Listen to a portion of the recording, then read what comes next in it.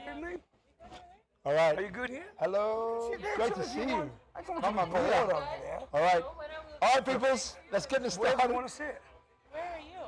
I'm right here, that's there, but you know, you can sit there if you want. All right. Look, by the way, again, You made it, Serena. for coming. Yeah, darling. you can last Beautiful hair. You about look 5, amazing. 10 minutes, 20. Amazing. Amazing. Tap All it, right. 2 glasses of I'll give you a rosé. quick hug. Great to see you, honey. Rob, nice Great to to meet see you, you. brother. Enjoy. So, guys, we've got rosé. The guys will sort you out. I think Well, it's it's her 75 puppy, glass, not whatever my it is. puppy. And coffee, her but you puppy. work it out. I'll leave it up That's to you, hers. but it's good stuff. That's her I'm little going- wolf cup. And now he's super active, yeah? All right. Hey, sweetheart, you. All right. Oh, So, Bella that's Itchy, okay. apart from being very late, how we going? We're all good? All right. We're not live now, are we? Because you're Awesome. You're my support club. All right. All good? Rosé? Yeah, done. Rib. All right. Where you are? Come on, you're my support team.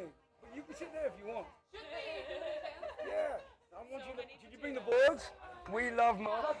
Yeah, except the pom-poms. We're on the pom-poms. All right. Come forward, brother. Okay, here we go. Come into that table, mate. All right. All right. Okay, hang on. There you Guys, go. can we have a little code signal if we go like this? That means more rosé, yeah? Yeah, like that? Means Hello, more darling rosé. Jane. We're about to start, so I'll give you a... You guys will be in the kiss. bleachers over there. All right. In the nosebleeds, you right? You can come forward if you All right, want. guys, we're going to go live. So go live. So what we're going to do, we go 5, 4, we wait for about 10 seconds and I start talking and then we'll all go from there. There you go. Internacional. You ready? So, Cheers, guys. Cheers. We're already started. Come on. All right. All right. I didn't know you, but you So guys, hello, you guys make everybody. good props. Welcome to SpeakuP Monday. Making me A look good. very different SpeakuP Monday. I think we can definitely say that we're a part of right now. Okay.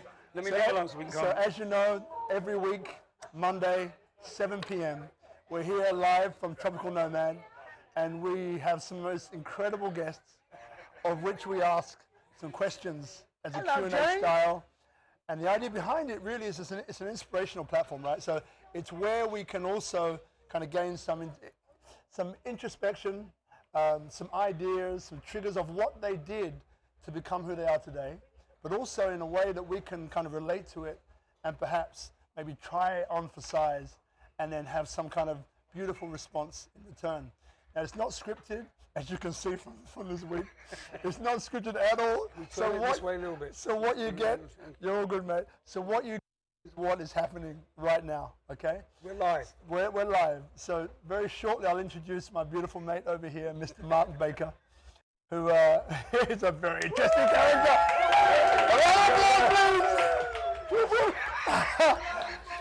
We love you, Mark. too. All right, I love you too. Bali's in the house representing. Bali's in the Shandong. house. Shandong. So as you can see, you can join us live. So now, the last week or so, we've decided to make this open to offline as well as online, right? So you can come down to Tropical Nomad, join Itchy and Bella over here, and we can do this live. You can come and join us. Grab a glass of rosé, coffee. The lattes, actually, and the lemon biscuits are something to be loved. Incredible. I always have them. This is my coffee right over here. All right, so lastly, for those of you who perhaps might be interested in doing a SpeakuP Monday, meaning you're crazy enough, beautiful enough, insane enough to be in a position that he's in this week, then please get in touch with me. It's an incredible experience, all jokes aside, of which there will be many jokes tonight, I'm sure. But all jokes aside, it's a great thing to do, right? If you're feeling a tug or pull from the universe, which is like, I would love to do one of those because you have a message to share. It's not about notoriety or fame or whatever. It's just about human beings connecting, right? Because at the end of the day, people inspire people. And that's how it works, right? So people inspire people. So having said that, having seen that, and whatever he's doing, right? If you feel that call, just reach out to me. You can reach out to me in many different forms. I'm sure you can find me, Robert Ian Bonnick, on Instagram, Facebook, and everything else that's out there. So I look forward to hearing from you soon. Now, lastly, SpeakuP Monday, every Monday, 7 p.m. live from Tropical Nomad. You can come and join us here or join us via Facebook, YouTube, or Instagram, right? Instagram Live. All right, so let's get this kicked off. as we're all here we now. have a message from our sponsor or something like that. We could have a message from our sponsor. Like Twinkie bars and something like that. Pimp me out, Robert. Pimp me out, son. Pimp me out. A message from our sponsor being Tropical Nomad. Tropical Nomad. It's an amazing space. If you've never been here before, make sure you find your way here. It's a beautiful space. It's like Bali meets co-working, right? One of the only spaces here, co-working wise, that I feel comfortable to come in every day and work and do some great stuff out of. Ichi, as I mentioned, the owner, Bella, incredible, amazing people here. So please, when you get a chance, come and check out Tropical Nomad. That's a word from our sponsor. So now let's get on to Mr. Monmaker. Hello. Now, welcome to the show, mate. Thank you, Robert. Welcome. Thank you for coming. Thanks for bringing the entourage. Some of which are friends of mine or friends in common. What the heck? It doesn't matter. Doesn't matter. Well, thank you all for coming. Some round of applause. Someone get a picture of my studio audience. I think somebody is. And you know what? What you can't see, but we can. There's some people here that honestly I haven't seen for years. And some which are probably older than me, which is tough because I'm 50. I'm not sure how old you are. 58. 58, all right. Proud of it. Proud of it. Own it. All right, own it. So we have some amazing people here. People on the island of Bali. By the way, if you haven't been to Bali, it's an incredible place with some amazing people with incredible stories, all right? So without further ado, let's get on to the stories. So, Mr. Mark Baker, as I said, welcome already. Now, obviously, you've had a very interesting checkered background in history. A very influence on the very, right? And I'm loving to get into this tonight with you, which I really truly admire. Now, but the first thing, so let's start off as we usually do. Where were you born, and what was life like for you? Gosh.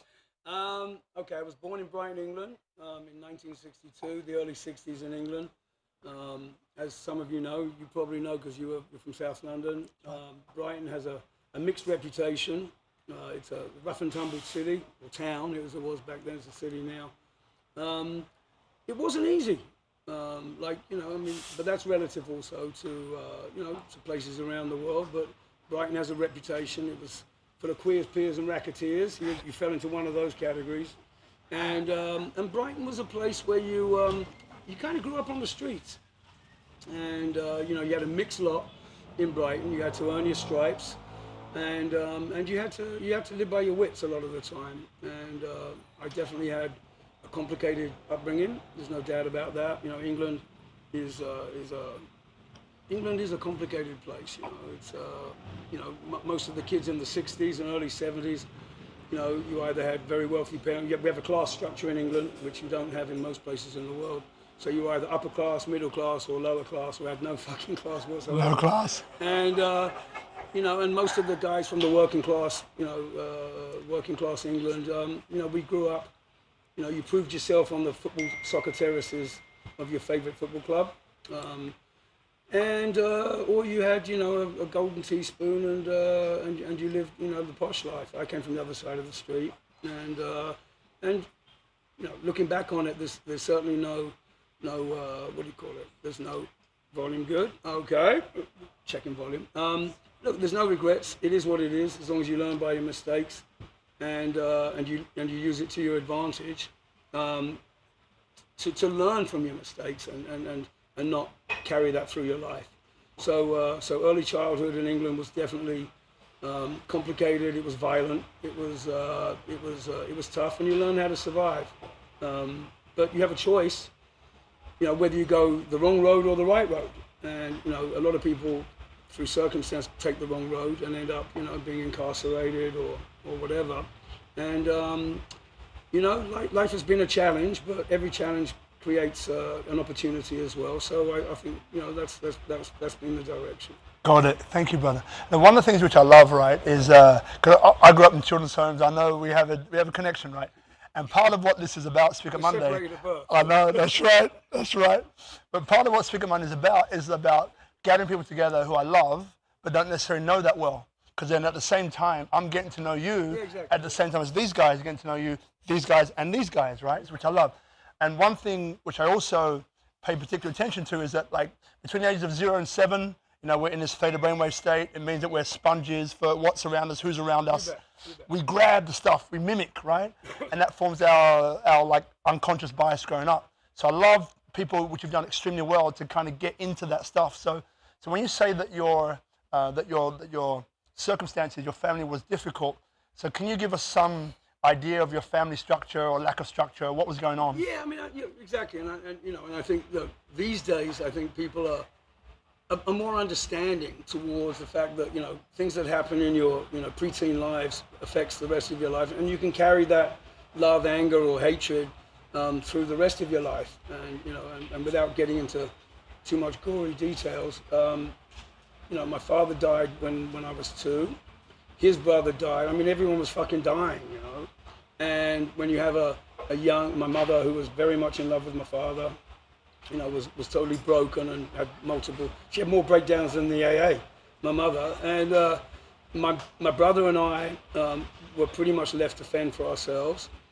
And then you've got to imagine, a 7, 8, 9-year-old boy who's left alone unsupervised is either going to get into mischief or he's going to get preyed upon. And my brother was lucky enough to be the charity case that got into a very famous public school in England. At that time, I was not so lucky because I was younger than him.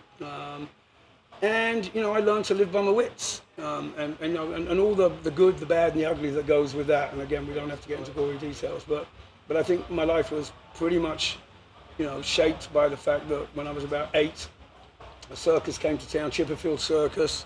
You hear that old cliche, run away with the circus. Well, I ran away with the circus. My mother had nothing to say about it. Chipperfields came to Brighton when I was 8, and when they left, I went with them. I spent the next year and a half traveling with the circus, and if you know anything about British history or English history, fairgrounds and pikeys and circus and ring boys are probably the roughest, toughest, nastiest people that you could ever meet, but they're also the most wonderful people. So I grew up with a combination of, being a survivor. I had, the most incredible relationships with surrogate sort of parents, which were, the circus folk and the artists, but I was also part of what we call the ring boys, which were a really rough lot, and they were on the run, they were anonymous, and of course, traveling England,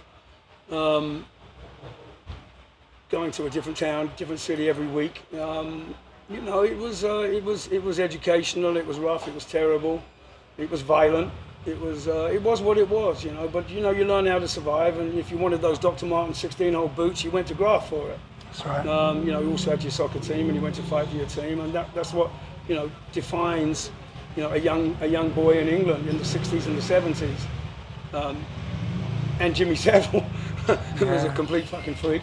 But times change, and here we are, and those were the early formative days. But I think, trying to make it positive.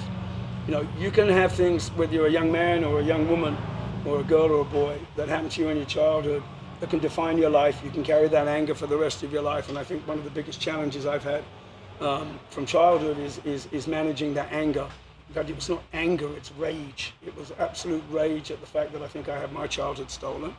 And not only that, back in those days, you didn't have Adderall and ADD medicines. What they did was, you were a problem kid and they throw you in Borstal. So being a young man in Borstal, which is basically what you would call juvie in most countries, you were a problem, and they kicked you aside. But all we really wanted was attention and a bit of love. Yeah. And that can define your whole life. Look, you can say as a young boy growing up is tough, but I think it's a lot tougher for a young girl growing up under similar circumstances. And I think the whole the lifelong challenge that I've had has been to control that rage at being robbed of my childhood to some degree, but also embracing the fact that I learned from it and use that to my advantage. In business, in social, in relationships, not so good on the relationship side, but not to carry that anger for the rest of your life. And I think now, in 2020, things are a lot more open. Children can talk about their physical abuse, their mental abuse, their psychological abuse, their drunken parents, the whole thing. Things are, being able to communicate is better now than it used to be in 1960s and 1970s England. And then look, thanks for that, brother. And what I love about what you just said is that it prompts this question. So who was the first person to show you love that you remember? My grandmother, bless her. I was when my father died, and everyone seemed to be dying. It was like fuck. Every time you fell, you love something, they disappeared, which is quite traumatic as as an 8, 9, and 10-year-old boy. And then you've got everyone in authority, who's not being that protective, authoritative figure. Yeah. You know what? They were all dodgy, and I was really lucky that I had my grandmother, who was a dog breeder, a dog trainer, champion. She had champion dogs with Crufts. And for a long time, I lived with my grandmother. My grandfather was a speedway, Mad Jack Baker. He was a speedway rider. I think he was a chimney sweep. The other side were gypsies, Jewish fucking aristocracy. I think, the whole fucking gamut. But I used to find myself crawling into the dog bed with my grandmother's, bless her, I loved my grandmother, and sleeping with her border collies, which were cross champions. Yeah. So I found my solace with her dogs actually, and learned to communicate and be with them, and they were uncomplicated and they were beautiful, and that's I think probably the base ground for my love of dogs and animals, and now wolves, of course. We've got a little wolf pup right here. Yeah. It's one of my grandkids right here. Wow. And my sister Miriam, my sister Anastasia. Animals are easy. You love them and they love you back. People are complicated, but I've been in the people business my whole life, so you have to adjust. So no tears, no regrets. Just learn from it. Yeah, I find it interesting, right? We're talking about those formative years, and the fact that animals are uncomplicated, right? And you had a lot of people around you, much like myself, which were throwing you in all sorts of tailspins, right? Being a kid out of care, in care, whatever it is, exactly. And animals are so dependable, reliable, and it's interesting that it started there. Were you in foster care also? Or? Children's home for 18 years. Yeah, two children's homes. You want to try being in a fucking children's home, Borstal, or social services in England back in those days. It was just after the Victorian era, and what's it called? Was it Oliver Twist? Isn't far from what it was. Yeah. And then you have to grow up and be normal. But now the thing which gets me is that what kept you alive? Right, we talk about the survivor instinct, which I've got mine absolutely for sure, but it's not about that today. Like what thing kept you alive? Survival. When it comes down to it, look, I feel almost guilty sitting here talking about survival in England when you've got kids in Afghanistan and Nepal and India and oh my gosh, Delhi. Can you imagine growing up as a child there in the slums there? But make no mistake, growing up in England, back in those days, there wasn't any support net. There wasn't any protection there. You were on your own. And especially if you were growing up in a rough and tough environment where you had to fight for survival, and it got violent. I was carrying a gun when I was 9 years old. And it wasn't New York and it wasn't Chicago. It was England. In the early 70s or late 60s, that was it was a rough place, especially with the crew that I was rolling with the Circus. But survival, you want to, not only do you want to eat, but you also want to have a Levi's jacket with a red tag. You want to have a pair of Dr. Martin boots. You want to walk around looking like a muppet, So you did what you had to do, and you learn how to survive. You learn how to graft. You learn how to hustle. Trouble is when you grow up that young, you miss those nice years, all the mum and dad and the Christmas cuddles and all of that stuff that you just you didn't have back then. And back then they didn't have the understanding, especially in England. England's very Victorian in many ways, and to breach that class structure was really tough. I remember times just you got aristocracy, you got the middle class, you got the working class, you got what you have in the States, which is the projects, but back then we had the Hangletons and the areas that were rough. Oh, they were rough, and you got beat and you got smacked and you beat and you smacked and but you can't carry that for the rest of your life. You can't carry that anger and violence. You have to not be a product of that environment, and you have to learn by it and not try to fall down those footholds. And I was lucky to get a break after, in and out of, social services, in and out of, reform schools and expels and that. I was lucky that skateboarding came along, and that was my ticket out of potentially going to jail for the rest of my life, which I definitely would have done. Got it. And we're going to get into skateboarding, but there's one last question that's there for me. So, growing up in care, right? I had like 18 kids at one point in time. I was always the youngest one. I saw 18? Yeah, I saw 100 kids plus go through it because I was 6 months going to 18. So in that time, people come in, go out, come in, go out, come in, go out. In the system, one guy, Lee Burke, little guy, like 5 foot, Jamaican mixed race, wore a trilby hat, walked with a limp, even though he didn't have one, right? Had a cane, right? Ornate headpiece with a golden staff, golden headpiece at the top. Wasn't real gold, I don't think. Right? He would walk with, No grills, right? No grills. No grills. He would walk with a limp, right? And he'd suck his teeth. Shut up, Lord. I just see it. There.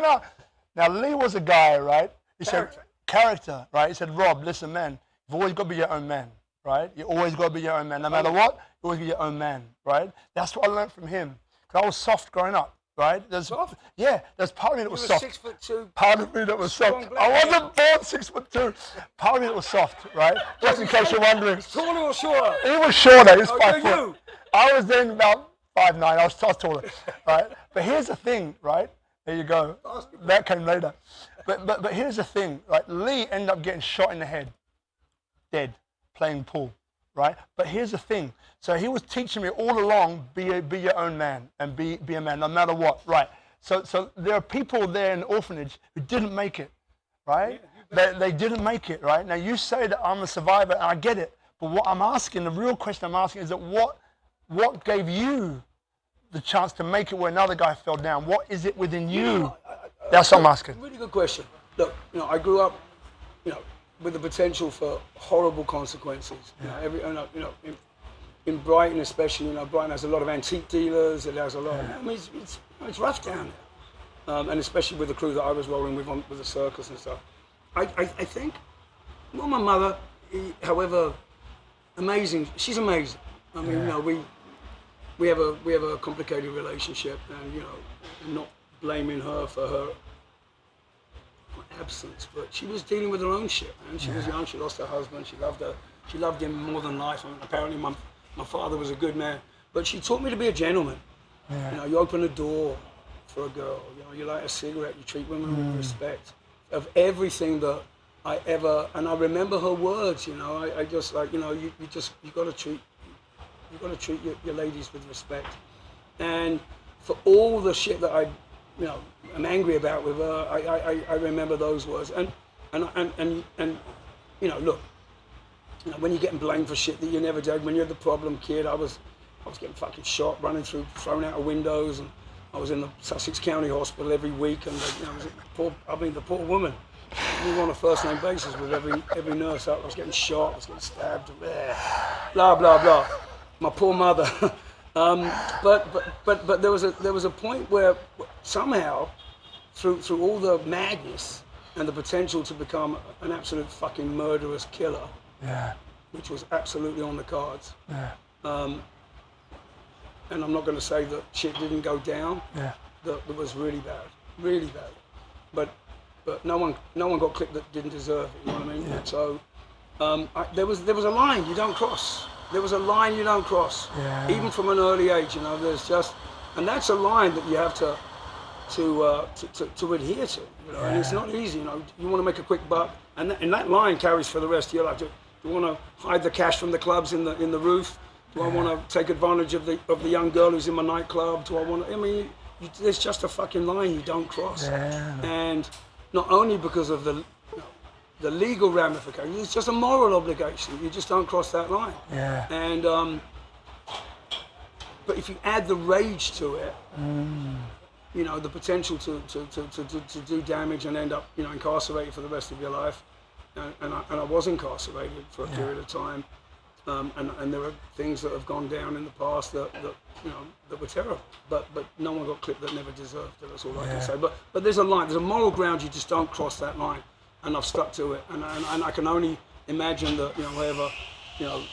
however estranged my relationships are, with my mother, that I think that she installed that, and I've never crossed that line through all my career, through the good, the bad, and the ugly. I've never crossed that line, because I have to look in that fucking mirror every day and say, you know what, are you a decent guy or are you another fucking crook? And there we are. So.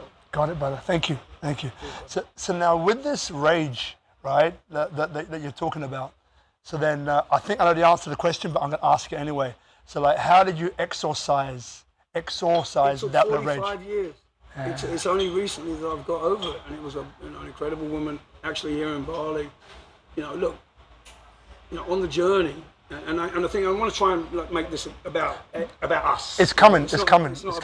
about me. It's coming. Don't worry about it. It's coming. I had a, when it comes to tough stories, I'm on a 1 to 10, I'm a 5. Yeah. But I didn't care about all the nonsense, all the ponces, all the Peter.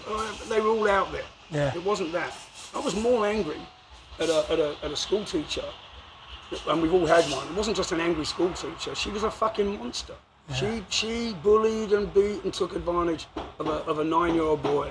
Yeah. Mrs. Brockway, and I'm sorry you're dead now, but I'm still a bit angry at you, but I'm getting over it. And anyone from Brighton knows fucking Mrs. Brockway, because she was an absolute fucking monster. She was full of hate for me until her deathbed. And she moved next to my mother down the road when I was 21 and hanging out with President Clinton and superstars and she still did. She goes, those are cardboard cutouts. That's not real. He's going to go to jail for the. I don't know what the fuck her problem was. Yeah. But she was. I was more angry at her. I wanted to smother her on her deathbed. I wanted to do terrible things to her. And she was the absolute, for real, yeah. Yeah. I want to kill her. That has been my lifelong rage to get over how this. I can forgive the freaks and the weirdos and the bad people. I can forgive them because I know they're sick. Yeah. I couldn't forgive her. Yeah. What? And I think we've all had one of those in our lives where you're just like, oi, I'm a kid. You're an adult. Yeah. I'm looking to you for guidance and responsibility and a little bit of nurturing. Not fucking stand in detention, jump out the pool. You can't come on the ski trip. You can't go here. Go to fucking Borstal. All because of her. Why? And I tried my hardest for years to understand why she was so angry at me and probably a couple of others. What was her problem? And I eventually found in Bali, and that rage was really bad, by the way, because when you have not anger, when you have rage, it only takes a fucking spark. It takes that, and someone's going to end up dead. Yeah. You touch the girl in the wrong way, you touch this, you say the wrong word, you make me feel not worthy. I'm going to hurt you really badly, and it's terrible. And that's potential incarceration for life as well. And that's been the single toughest thing on my whole life, is to control that rage. And I eventually did. I met this lovely 65-year-old woman called whatever her name is. Whatever her name is. Yeah. And and she's sitting there smoking a cigarette and saying, what up? What's your problem? Let's have some therapy. And we had this sort of dialogue about her as a kid, me as a kid, Mrs. Brockway as a kid, and this, and I felt sorry for her eventually. And it was like lifting a ton of bricks off my shoulders. But the point is that, look, on a 1 to 10, we've all had tough childhoods. Yeah. Well, everyone. Some's a 1, some's a 2, some are 10s.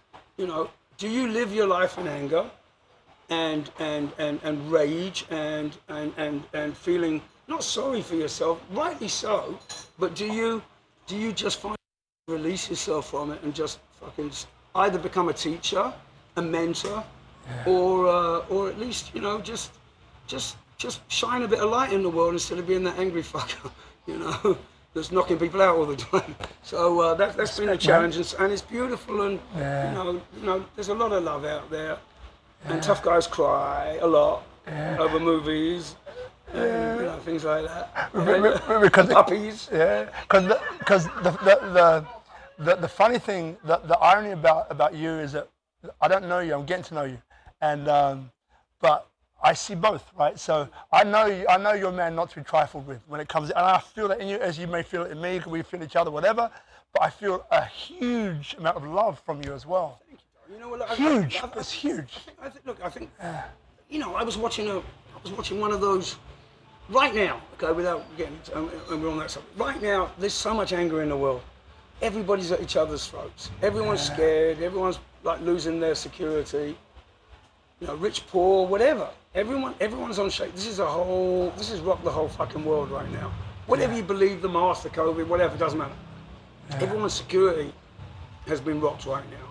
And you know what really saddens me is that there's just so much fucking anger out there right now. And you've got a lot of leaders out there that are propagating the anger. And then you know what? And you see it on social media. You see, you know, there's a video that we're so bombarded with anger and COVID and death and you're losing and fucking, you know, him in the White House and all the rest of it. He was a partner, by the way.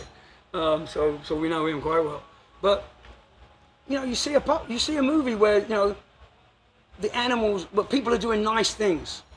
You know, there's a bunch of guys, like tough fucking firemen that are jumping in the lake to save the puppy. There's, you know, the guy who takes the bird and nurtures the, I mean, I'm fucking bawling when I watch that stuff. I'm fucking crying my eyes out.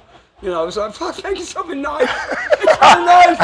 You know, people, we have a heart. And I think, you know, and I've got goosebumps saying that because I'm not afraid to cry. I cry for happy tears, I cry for sad tears, and you know, I'll also knock you out as well. But I just, gosh, we all need to just have a bit more love in the world, right? But it's got, you know, the world's in change right now. It is what it is, and we all just have to. It's just you know, friend against friend, family against family, and there are those that are stoking the fire of hatred right now. When what we really need is all to, you know, it sounds all fucking kumbaya, but it's just. We all need to just love each other a little bit more and be a bit more compassionate, and I think in Bali we're doing pretty okay with that. I agree. I agree. And Good place to be, man. Yeah, and I love that about you, man. Even without knowing you properly, I felt that from a distance, and as everyone here does, right? As everyone here does, I know it, right? Yeah. Round of applause for love, people. Feel the love. I feel the love. Feel the love. Feel the love. All right. Now let's move on. Let's get the interesting stuff. Don't worry, we're getting there. By the way, those of you here want a glass of wine, over here 70K, order a glass. Get in! Rose, we've got a couple of bottles, get into it. Now, so for those of you who are here at Tropical Nomad, this is called SpeakuP Monday. Every Monday we do this. It's not scripted. These questions fall out of the sky into my head and I speak them out. That's what happens, right? But I know, because I've done it that often, that this number 67, that there's always something of value in it for people, right? Something that we can be motivated, inspired by, or moved by in some way, shape, or form. And the last thing I'll say just before so it gives you time to pet the dog. Wolf. So, Wolf, thank you. Appreciate that. So in life, I see it like a clock. Idaho, give me a moment for Idaho the wolf pup. Idaho the wolf pup. Idaho the wolf pup. Her first appearance on TV. His first appearance on TV. Wow, it's beautiful. So life is like a clock, right? So clock. And Miriam. And Anastasia, my sister. Thank you, okay. He's releasing it, that's good.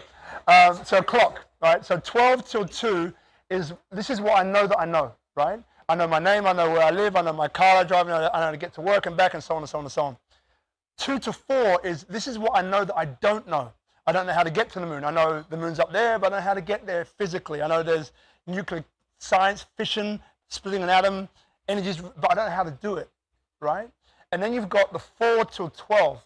And this is what I don't know that I don't know, right? And this is the subconscious programming, that state. He's drinking a glass of wine, all right? Mate, you can drink a glass of wine without, it's okay. People know you're drinking wine, mate. He's drinking wine, all right?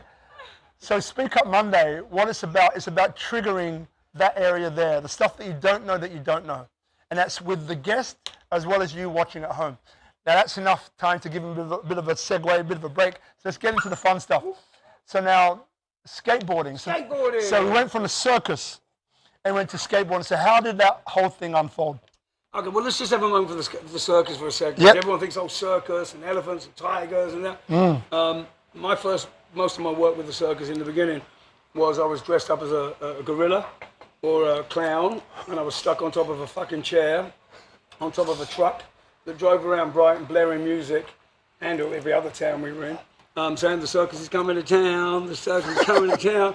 And I was, 9 or 10, but I was in a gorilla suit, and it was 105 degrees on. It wasn't quite that. It was like that summer, 70, what was it, 60, 71 or 70, whatever it was. It was like the hottest. heat wave. I was sweating like a big. Anyway, so we drive around Brighton and we'd be like waving, and the music's blaring. So it wasn't that glamorous, but what we call the advanced team. So we would go and put up posters everywhere. We were the first thing. And then the show would catch up with us.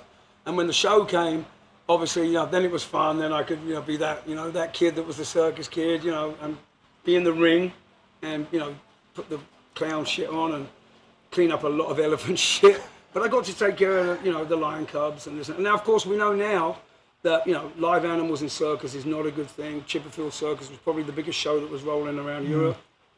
And now, thank goodness, live circus is now really unacceptable. We agree with that.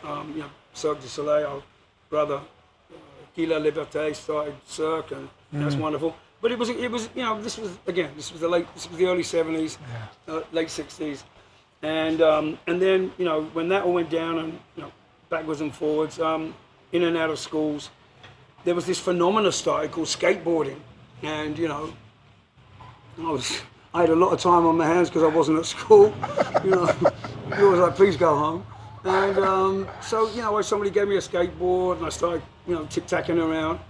And what we used to do was, we all used to sit in Brighton, and I had a manager, pre-manager. There was a store with Max's on Western Road in Brighton, and we all used to congregate at a place called Churchill Square. 200 little criminals skateboarding around, and half of them were shoplifting and robbing and whatever. But what the greatest thing about skateboarding was that it took kids who couldn't afford to go skiing or play tennis or play golf. I mean, we were definitely not in that category. And we were street kids, and we could stay on the streets, but now we had a skateboard. So we put all our energies into skateboarding. And I got to tell you, skateboarding definitely saved my life. It definitely saved me from a life of crime and villainy and potential trouble, because I just it was a freedom.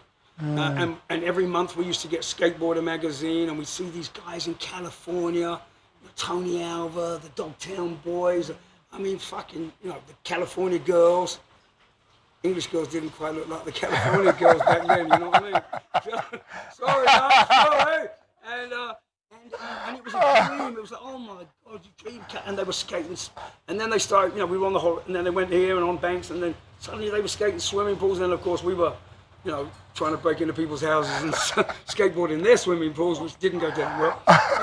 And the cops were chasing us, and we were villains, but we weren't. We were getting away from the real villainy, and we were on the streets all the time, and playing cat and mouse with the cops and all of that. But I just found something that I loved, as did many kids all over the world. Yeah. And long story short, skateboarders started to grow.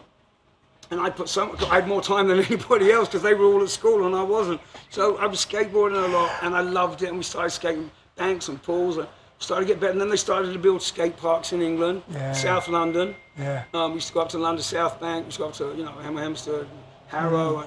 So skateboards started, and then what we used to do was on Sunday, we used to do these things called speed runs on Sunday, where we have friends who block off the hill on Devil's Dyke, and we started doing 60, 70 miles an hour. Fucking world records. Come on, so this reputation as sort of mad Mark Baker, whatever. And then of course I milked that to death, and manipulated and as you do, razzle dazzle in the show. As you do. And then we started to have English skateboarding magazines, and had a great crew in London. Shout out Simon Napper, John Soblowski, Jeremy Henderson, Jules Gate, and shout out all you boys. And I started, we started having little competitions and magazines, and I started to get quite good at it. Not bad compared to the rest of them. And then, and of course, we still idolized. We copied everything that the Californians were doing. Dogtown, Pig City, because Brighton was full of cops. Sin City was London. We copied those. We started wearing the hats and bandanas, and then skateboarding blew up. And I channeled every bit of potentially, deadly energy that I had into skateboarding. Love it. And I just love it. And there was villainy going on at Churchill Square, but I didn't want to get into the villainy. No, you're in. I loved it. It was like something I found. And it's, you know, it's not really a team sport. Yeah. It's more of an individual sport. Yeah. So it was just about bettering yourself. And then, of course, Churchill Square used to have all these Scandinavian students that used to come every summer. That You know, wasn't I think they're called EF students. You know, Yeah. you know what EF was. And they were, I mean, gosh, they were gorgeous. So of course we had to do the tricks. You know, learn a bit of Swedish and this and that. You know, who more do? You know, and do some. So, I can still see it. Whatever works. He's you still know? doing it. So, I'm still doing it. I speak 12 languages, believe it or not. I can't add 2 plus 2. So skateboarding was great, and then we magazines, and then one day I got a message. Well, I got a distributor said, you know, Tony Alva's coming to England. I'm like, Tony Alva's coming to fucking Mad Dog Tony Alva coming to England. And so the distributor from California, and it was really funny because he came over, and I've never seen anyone wear trousers. I call them pants, but trousers and a pair of sneakers before. I mean, you just didn't do that anymore. Yeah. You know? And he was the first guy I saw that had a hang ten shirt. He had these like, you know, Hang ten. Those what they call those brown pants that they Urban Outfitters. I know. And a pair of fucking sneakers. Yeah. I was like, wow, this guy's really Californian, you know. And so he was like, my manager. I had a manager there. You know, I was only I think $30 a week, and he goes. He was probably making 10 grand a week. I was getting fucked, but that's all right. I had a team shirt. And I was all that. So the guy For the team, mate. For the team. He goes, hey, Mad Mark. You know, I'm from Huntington Beach, California, and I got Tony out. I like, bro, you got a fucking team shirt for me? I was like, you want to skate for Powerflex? I was like, Powerflex. Meanwhile, I was asking him. All my friends were robbing his bags. They were stealing all his wheels. I already had 10 of his shirts before. Anyway, so I was like, yeah, well, I'll take a team shirt. Sorry, Tony. And then so he goes, so he says, well let's see your skateboard, Mark, you know. And I was like, okay, so he was like, damn, you're good. I'm like, how much wind is this fucker blowing up my head? I'll sell your wheels, don't worry. I'll shirt, you know. And Tony Alva came, and I went on tour with. I mean, this is my fucking hero. This is my lifelong. I mean, I can't even tell you. I'm still in awe of the man. Yeah, you know? And how old were you at this point? 15. So he goes.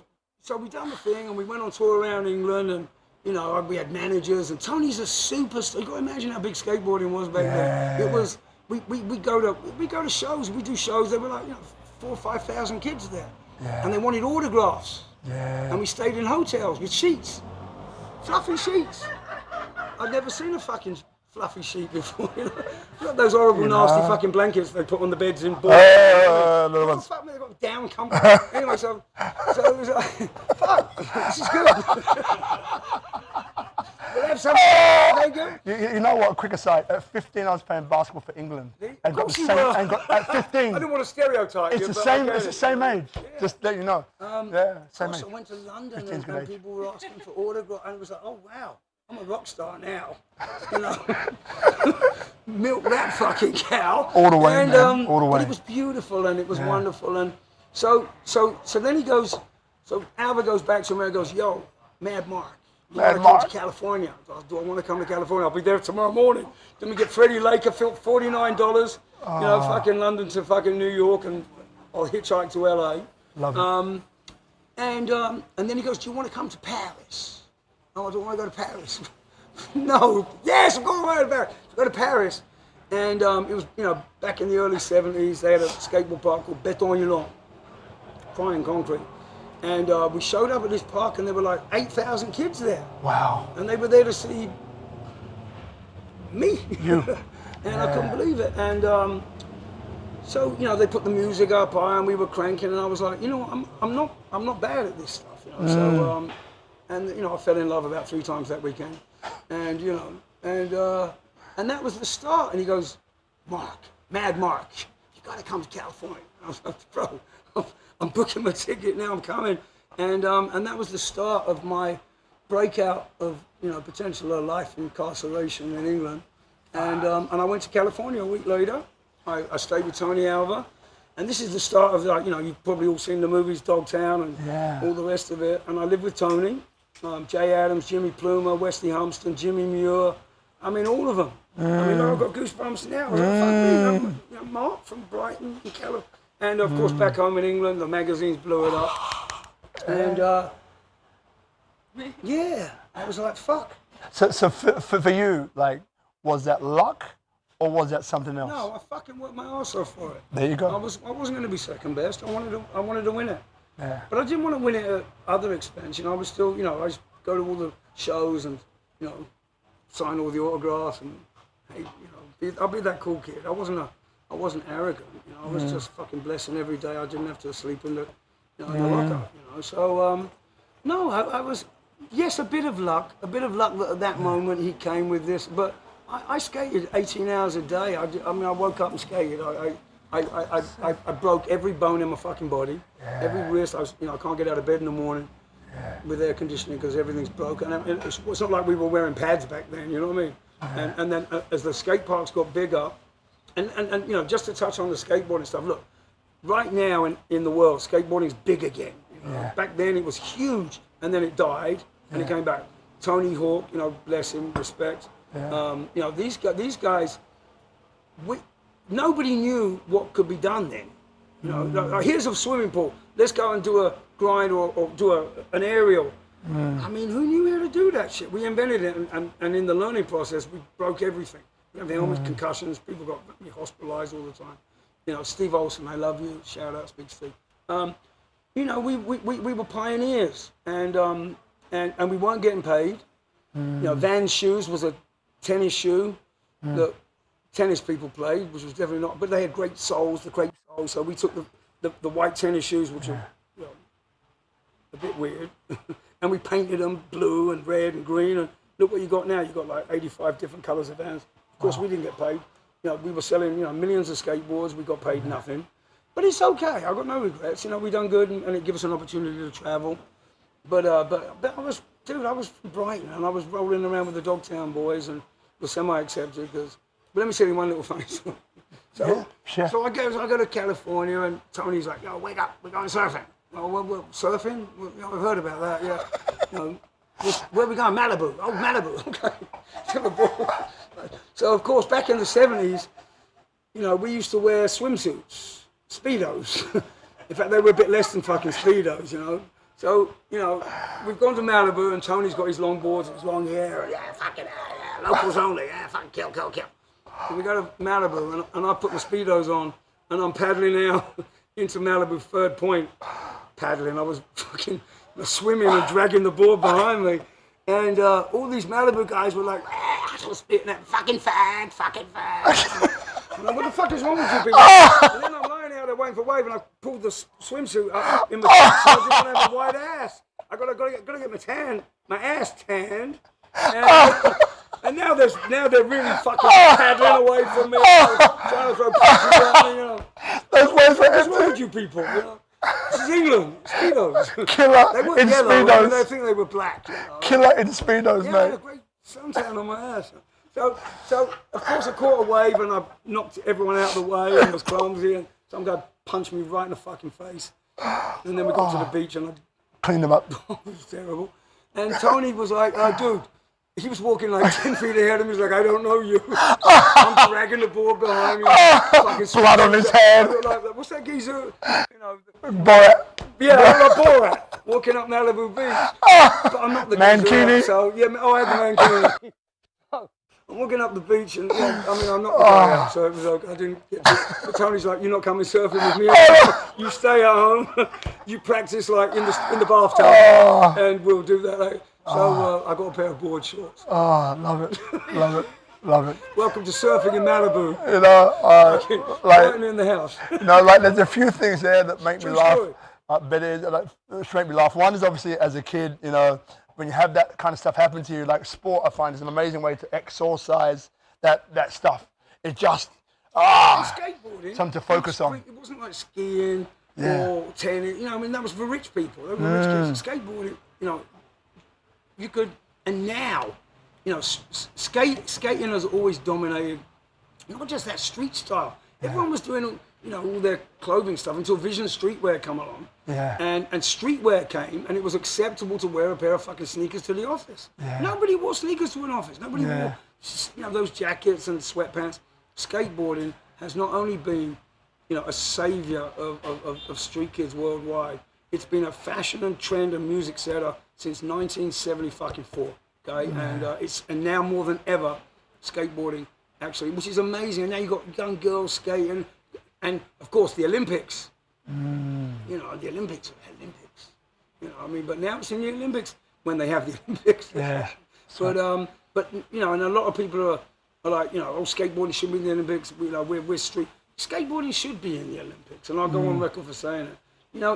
If it look, there'll always be the radical element of skateboarding where we're the bad kids, we're the street kids, we're the fucking. But it's needed. It's needed.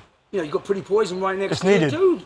You see how good these fucking guys are here? Yeah. They're amazing. Some of these local skateboarders here, and I got rest in peace, Jay Adams, my brother. His dream was to come to Bali when he got out of prison, And Jay Adams, the greatest fucking legend of all time, along with Tony and Steve Olson. And he wanted to come here and teach kids skateboarding, and now at least you've got, look, even if hugging trees became popular, if saving the environment became trendy, if it's a way to get kids off the street and focus their energies onto something good, it's positive. I agree. So if it's in the, you'll have the Olympics, the gold medalists, all that, and it isn't good. Snowboarding, Sean White, Sean bless him, shout out Sean, we love you. If it's a positive aspect on kids' life, albeit there'll always be the radical element. You can always go. You don't have to enter the competition, but it's now become. Back when we were, you get arrested for fucking skateboarding. Yeah.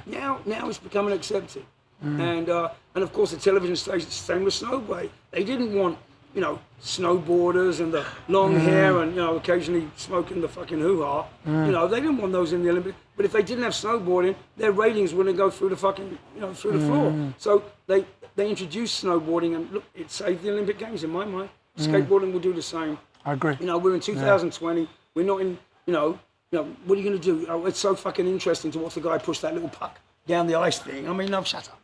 You want to see something fun and radical and something that's representative of the youth of today. Snowboarding does it, skateboarding's doing it, so, boom, all good. Man, now you grab a drink, a refreshment. So for those of you just watch every Monday here at Tropical Nomad, 7 p.m. every Monday. And remember, if you want to be part of it, just let me know. So there's 3 things I want to pick up upon what Mark just was saying. So one is, I call it the 3 pillars of purpose, right? So there's 3 pillars of purpose. The first pillar is having no purpose, right? So no purpose means, much like him, that you take every day as it comes like it's your last day on planet Earth, right? And everything you do, you see the good in it, the best in it, right? And so many things can be created out of living each day like it's your last day. It's unbelievable. The second pillar is being pushed away from something that you probably grew up with. So for example, if you come from a broken home like me, I'm pushed towards helping other kids because I feel it's part of my journey to help push other kids into seeing life in a different way, right? As opposed to where they're going right now. That's being pushed by. And the third pillar is about being pulled by something or inspired by something, which is like you watch something on TV and you just spontaneously burst into tears or something like that. And like, it's something that you never even saw coming. Back to that clock, 12 to 2, 2 to 4, 4 to 12. That, I don't know it. And that's a part which I love. I love all of it. None is better or worse than the other, but I love that part because it's something which just comes to you. You're available to do it, and you have the skills to do it, and you just do it. So I see that big time in your story. Like you're pillar number 1. Again, it's not good or bad. It's all the same, just different place to stand. Where you're just during that time, you achieve the most when you're just like, I'm living every day, right? Well, to address that, look, if I look back, look. I remember like being a kid, and God knows how many homeless kids in foster care, another nightmare that needs to be addressed, shelters, all the rest of it. I remember like really young, and when my father died, which I didn't really remember, and my uncle died, this one died, everyone died. I was like, oh fuck. I really thought that everybody died young, or at least I was going to die. I never thought I was going to make it to 30, really. So I was like, if I'm only going to get to 30, I want to live every second, every moment of Super Valid Point. Everything that comes my way, good, bad, and ugly, I want to experience it, taste it, because I've only got a certain amount of time. And people like me or us, don't last long. We don't last long. We get dialed, we're incarcerated or whatever. Yeah. And every second, the good, like all of it, and even the bad stuff is good if you turn it around. I know that sounds all horrible and cliche and all that. Look, without getting into it, I've had ridiculous success, on a level of what people consider success, and then I've lost everything, and then I've got it back and made millions again and lost it. It's been that way my whole fucking life, and so for me, I really, you never give up. Your health and your liberty are the most, every day you got your health and your liberty. You're not banged up, you're not in hospital. You can go out that front door and you've got a whole world of opportunity in front of you. I know that sounds cliche, but it's the fucking truth, because when you're locked up, you're not doing nothing except, going in the system. When you're sick in hospital, you've got no choice, you're sick. Yeah. Sometimes you need to have your health or your liberty taken away to and again, I've had everything lost. Everything lost. I mean, I've lost count now. And it's almost, and it gets easier as you get older, because after a while, you're like, the first time you make it, you're like, I'm king of the world, and you believe your own bollocks, and you become a real idiot, and people hate you. And then you're like, when you lose it all, you're like, oh fuck. I've lost it all again. And then the next time you're like, okay, here we go again. You're a bit more cool about it, because you're like, oh fuck, I might lose all this, so I better be nice now, because later on it's all going to go fuck.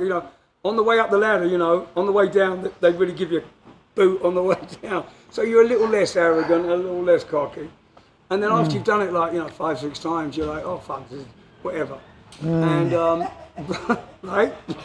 So and I'm trying to get to a point here that's going to be instrumental for young guys coming up. Just let it come. Every day's an opportunity. Every day is an opportunity to shine. We won't get into karma and all that, but every act has a reaction. So if you're out there being a real, it's going to come back and bite you in the ass. People aren't attracted to angry, nasty people. At the same time, if you have a really rough situation and you're struggling, it's okay to ask for help, and it's okay to be a little bit needy. It's okay. You've got to fight this up. Life doesn't owe you nothing. Life is tough. Life isn't. I think I'm not going to get down on the youth of today, but everyone thinks, oh, I'm owed this, or no, you're no fucking nothing. You've got to go out there and find your way in life. You've got to put out as much as you get back, earn a living, do good, but you've got to give back. And it makes you feel good when you give back too. If you're hoarding all that, I've seen all these rich billionaires, and some of them, they're fucking scrapping over like pennies. It's like, dude, aren't you stressed by that? Fucking in for $1 when you're worth like 100 mil? That's number one. Number two, life is what it is, but try and live it with grace. Go out there and put a smile. If you can put a smile on something, you've got to look at that mirror at the end of the day and say, boy, you can bluff and call and con, and a lot of people are really good at conning people, but eventually you've got to like that person that you're looking in the mirror at. And the only person you can't lie to is yourself. You've got to, life does get tough, and we don't all act our best when times are tough, especially now. And we're scared, and we're insecure, and we're a bit broke, all of us, most of us. but day by day. And where was I going with that? Let me have a lost mind thing about it. So here's the thing, right? I know I was going to go. You got it? We go back. You got it. So, good man. So now comes the next bit. In the old days, your worth was valued on, how many houses you had. Was it a bigger house than him? Was it a Nissan GX, or was it a Ferrari, or was it a fucking beat up XJ6? Did you have an XJ? Did you have a Jaguar? I ended up. Mini? I never got a Mini, and then I went to. I didn't, and then I went to BMW. Oh, we went to BMW. Because I thought that's what you do to make it, right? 5 Series? No, I was into 3 and then X5 and X5M, didn't work. We've all been taught along But- the way that yeah. you've got to have Loved it. the massive house. You've got to For a have, little while. you know, your choice of car, which is, you know, much better when you've got a Ferrari 458 convertible. I've had a few. A roller. Yeah, We've had them, jets, we've had them. I'm not going to say, for all you young folk out there, that it's not fun to have those toys. It's absolutely fucking awesome. But it can't define you as a human being. It can't. And look, I'm not going to say, oh yeah, you don't need the Ferrari. It's fucking great having a Ferrari and a Rolls and all of that. And hanging out with supermodels and all that bollocks. But ultimately, it's not going to make you happy. And I know that because, you know, I've really been surrounded and made myself, or forced my way into the middle of that financial sort of, you know, demographic. But I got to tell you, man, ultimately, it doesn't make you happy. I always put the analogy, you got a keychain, and every time you got a car and a boat and this and a house and a this and a flat and a that, you've got so many fucking keys that you spend your whole time stressing about how many keys you got. Not saying it's not fun for a moment, but you can't base your whole reality on it. Trust me, you can't. It's not, you know, and then you get bored of that, and then what are you going to do? Start doing, you know, yippity doo-dah and all the rest of it, which is just going to fuck it all up. You'll lose everything. And then, thank you. So Just say no. Just say no. But you kind of got to go through that curve to get there. I think the greatest thing with what's happening right now is that people have realised, like, you know, that proverbial carrot on a stick. You know, most people are unlikely to get there. You're going to get played. You're going to be working the rest of your life to have, you know, 5 minutes of a taste of that, and for most people it's not going to work. So, you know, be realistic. You know, work your hardest, try your hardest, but if it doesn't, you know, if you don't have the fucking, you know, 8-bedroom house in the Hamptons, a jet and a boat and a 458 convertible, you're going to be fine. And just people are getting back to basics now. Yeah. And living in Bali, of course, we got the best of the basics. Sorry. no, it's great. So one thing which came up for me during that time was, you know, if you had a mantra for your life, and I'll give you mine, just so to give you some time to think. If you had a mantra for your life, what would it be? So mine is, right, it's not where you start in life, but where you're going that's important, right? So it's not where you start in your life, but where you're going that's important. So what would be yours if you had one? Gosh, it would have to be never give up. Yeah. Never give up. Never. If you want something bad enough, look, everybody wants to, you know, everyone has a dream. You've got to have a dream. And if you want to, you know, there's many circumstances that will get you to achieve your dream. And a bit of luck and a bit of circumstance and this and that, but you just, look, if it was that easy, everyone would fucking have all those dreams. But, you know, life is tough. Never give up. You know, if that door's locked, go over it, go under it, you just, and if you get knocked down, which life is absolutely going to knock you down. I mean, let's be honest, people like us, we're not born into, you know, that. And by the way, I feel sorry for most of that lot that are born into it because they've got no challenge in life. Half the fun is the challenge of achieving it. It's like, you know, you never appreciate life until you've lost your health or your liberty, you know. Like, you know, I've lost everything multiple times. But when I moved to Bali and I checked out of New York and I sold out of everything and, you know, got clean from a lot of bad habits and, you know, left New York, you know, with some pride and, you know, which I'm really proud of. You know, I came to Bali, I had this dream, I was going to do this, the club, and I had a chunk of cash, I had my missus. And then, you know, in 1 month I'd lost it all. I lost the club, I lost the girl, I lost my fucking cat. I lost everything. And I was driving around cat surfing. And Miriam, my sister here, was a big help of finding, you know, my home here in Canggu. I didn't realize it then until why all that happened and made a benefit of it, because that was what Bali had in store for me, was to simplify and not be the fucking club king of Bali or Asia and this and that, and which is why I came here, was to get rid of that lifestyle. And you did. You know, and in a month. But it took some fucking humble pie, and I lost everything. I think I was driving around with, like, you know, fucking, I don't think I had $1. I didn't know where I was going to sleep that night, and And it was a tough, but now in retrospect, you don't give up. You know, you don't, what do you do? Commit suicide, which unfortunately is a huge factor now that kids, it's unthinkable and tragic that so many young people are at a point in their lives where they feel they have to take their own lives and all the circumstances that lead them to that, which is just unimaginable that the kids are doing that. But you know, maybe a lifeline, maybe some help, maybe someone you can call, having someone around you.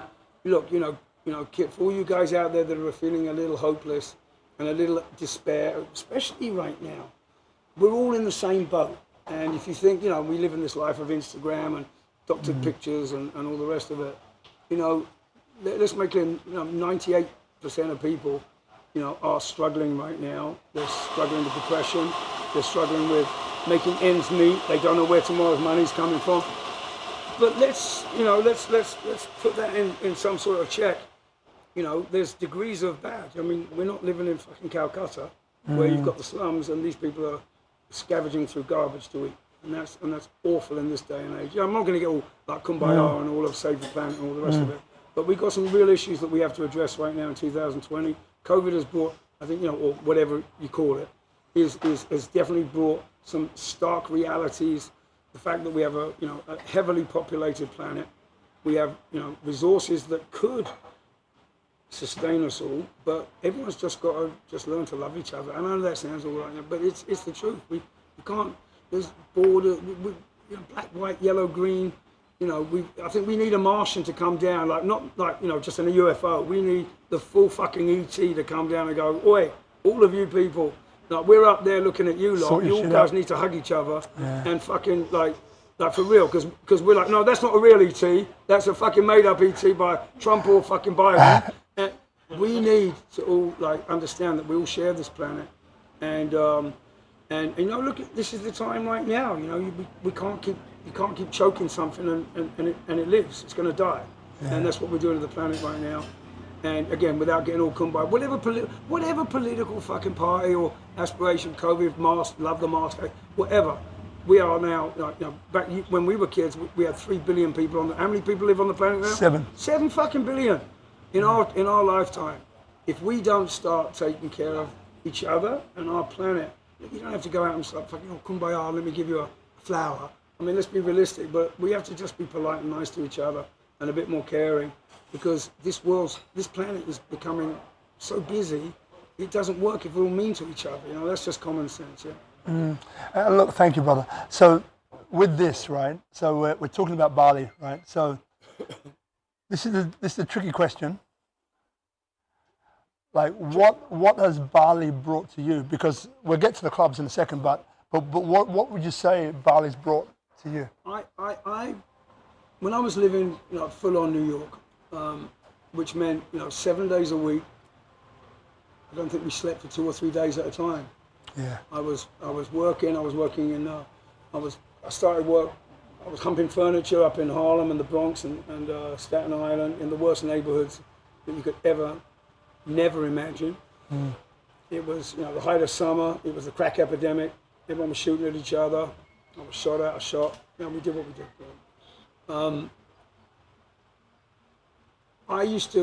I progressed from that. I had some business. I made money, lost money. Went to work as a waiter. In fact, I was going to a restaurant. I had a Rolls Royce, and I go to the restaurant every night. We have the best table, bottle of champagne. You know, 2 weeks later, I lost it all, and I was going there asking for a job. And this incredible character, Gloria DeMann, rest in peace, Gloria, loved just Todd and Rosemary.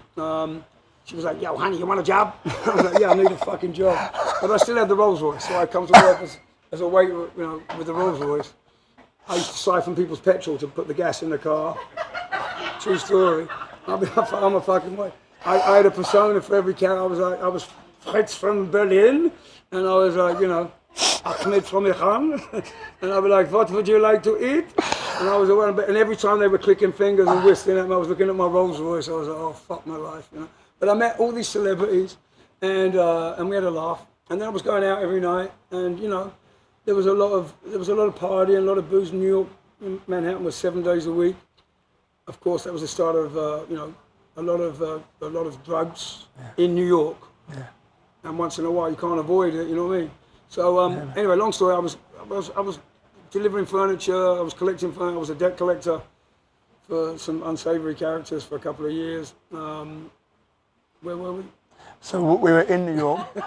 Listen, yeah, look, but it's all good, right? It's all good. All good. I asked him about Bali, and he went to New York. There we go, But we were getting there anyway.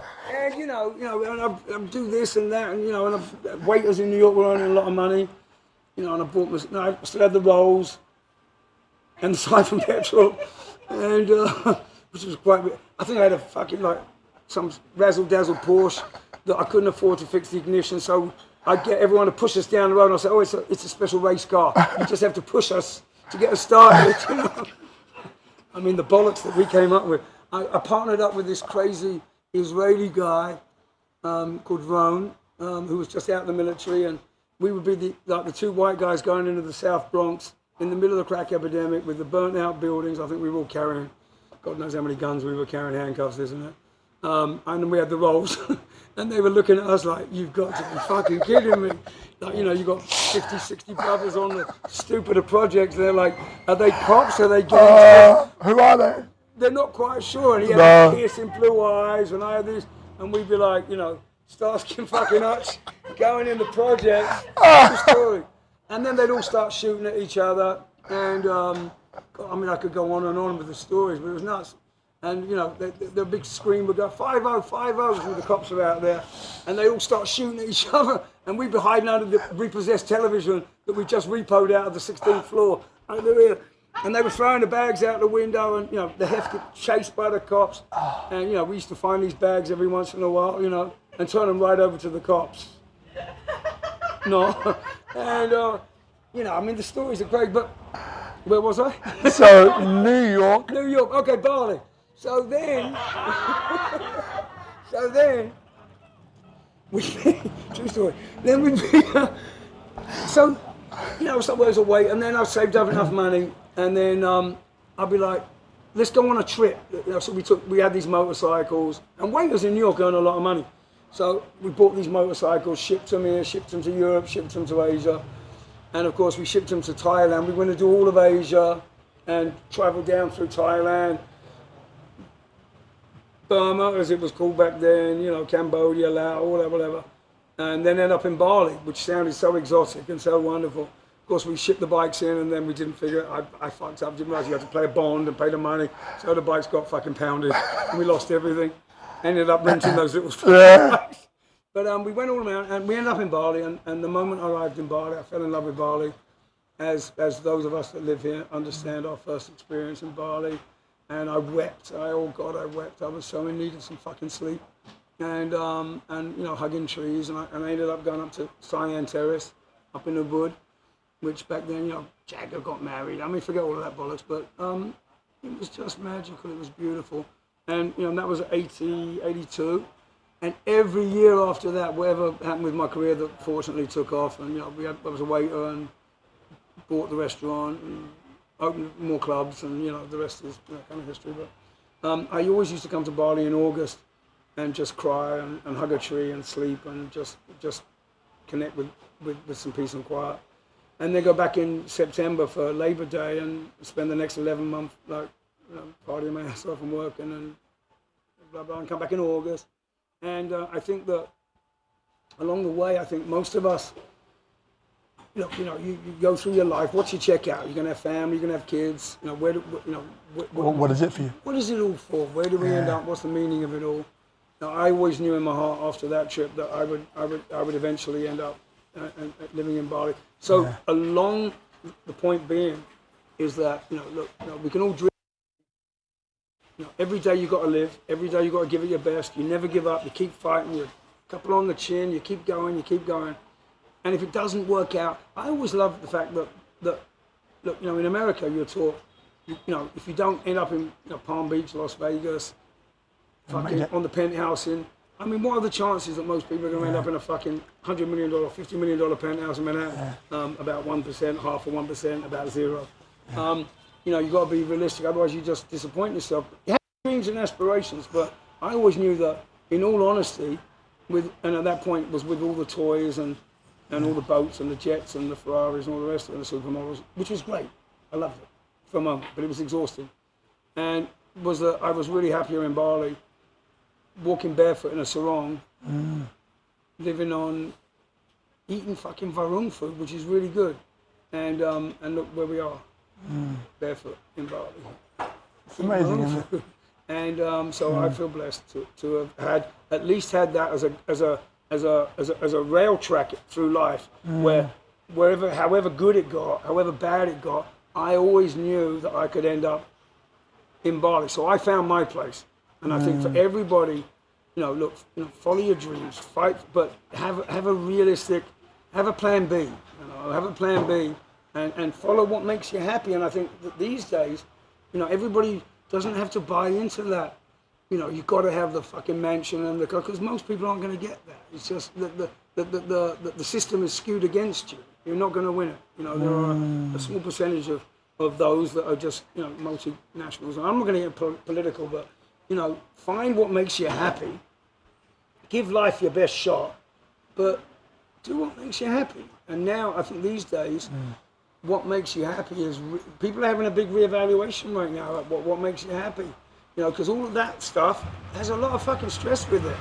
And I think in Bali right now, looking at the world and looking at our lifestyle, we are, and I hate that word blessed and abundance and all of that stuff, but we're fucking blessed and we've got abundance here. Spot on, man, spot on. So look, guys, thanks, Brother Mark. So look, we hadn't even spoken about New York clubs, but again, here we follow the energy, right? That's really what it's about. So if we don't talk about clubs today, it doesn't matter. Like whatever you delivered is what was meant to be delivered. But for the first time, we've got a proper audience. So if anyone has any questions, right, have a think in the next couple of minutes. And if you've got one, just put your hand up and then call out your question. I'll repeat the question for these guys over here and these guys here, and then he can answer the question, right? And we'll do a couple of questions. But just to, yeah, there you go. We'll get a bit of a refill. So, one? Yeah, two. Yeah, with two. It's okay. So what we'll do for now, right? So I will get into that New York a little bit, and then we'll let these guys come up with a question. So my question is, so obviously you were the Godfather of New York, which I love, obviously. Well, let's just address that Godfather for a second. Godfather? Well, yeah. Well, they say, I think they mean grandfather. Grandfather? They kind of skewed it to Godfather. All right. So how did that happen? And what did you learn from it? All right. Okay, we could talk for hours about it. How did it happen? I know. How did it happen? What did you learn from it? I was lucky to have, I worked my way up from being a waiter in New York City at a time, in the mid '80s. I was a waiter. I used to go to the coolest place in the Rolls and buy the champagne, and then I was broken. I had to go there and beg for a job. It was full of celebrities. It was Mick Jagger and this one, and I made friends. I'll give you an anecdote. So I used to go to the waiter. I knew all these celebrities that were coming in. I was their waiter, And in New York, waiters have sort of celebrity status in some ways. Bartenders do too. This was a time when New York was 7 days a week. You could go to 15 places a night. It was just after Studio 54, just after Xenon, and a club called the Palladium was opening up.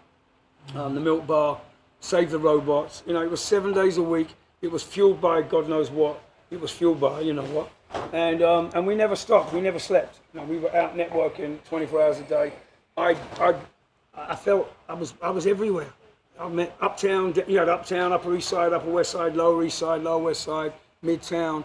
The meatpacking wasn't quite yet. We started that. And I got to a point. I was like, fuck. So Woody from the Rolling Stone goes, Mark, you know everyone. You want to come and do a party at my club called Woody's on the Lower East Side? I was like, poor Woody, of course. For my first party, I printed 1,000 flyers on paper things. He goes, what night do you want to go? I said, I don't fucking care what night, any night. I'm going to bring them. So he goes, okay. I said, we're going to have 1,000 people there because I know 1,000 people, and they're all going to show up. And so I said, they brought in the barricades, the security. And I was like, no, you need more barricades, at least up the block, because we're going to have so many people here. It's a Monday night. Bit of rain. And I was like, okay, we're going to have, they're all coming. It's 10 o'clock at night. I'm there, I'm like getting ready. I'm in the DJ booth with the DJ, 10 o'clock, 11 o'clock, 12 o'clock, nobody showed up. But at this time, one or two people that walked in, I hid under the DJ booth. I was hiding. I mean, if there was a matchbox there, I would have called in the matchbox. I was like, oh, fuck my life. This is the worst experience of my life. And anyone who's ever done a dinner party and you invite people, look at the stress you all go through. You all you mothers out there all doing Valium on your dinner night. This was absolutely the worst. You know, I've been shot, stabbed, fucking the rest of it. This was worse than any of that times 10. I wanted to die. And I was like peeking over the DJ booth. And then nobody showed up. I think like 5 people showed up that night. That was a real wake-up call about how fabulous I thought I was, and I absolutely wasn't. And I vowed never, ever, ever to have that happen again, because that was just unimaginably bad and horrible. Never give up? Never give up. So what do? You give up and never do it again? No, next time I went, make sure we got a good night, a good venue. I did my research, I did the right team. And the next time we had, 3,500 people show up on an aircraft carrier on the west side, called Take a Trip on a Ship, which of course, the US government had a real issue with because it was all about mushrooms and all the rest of it.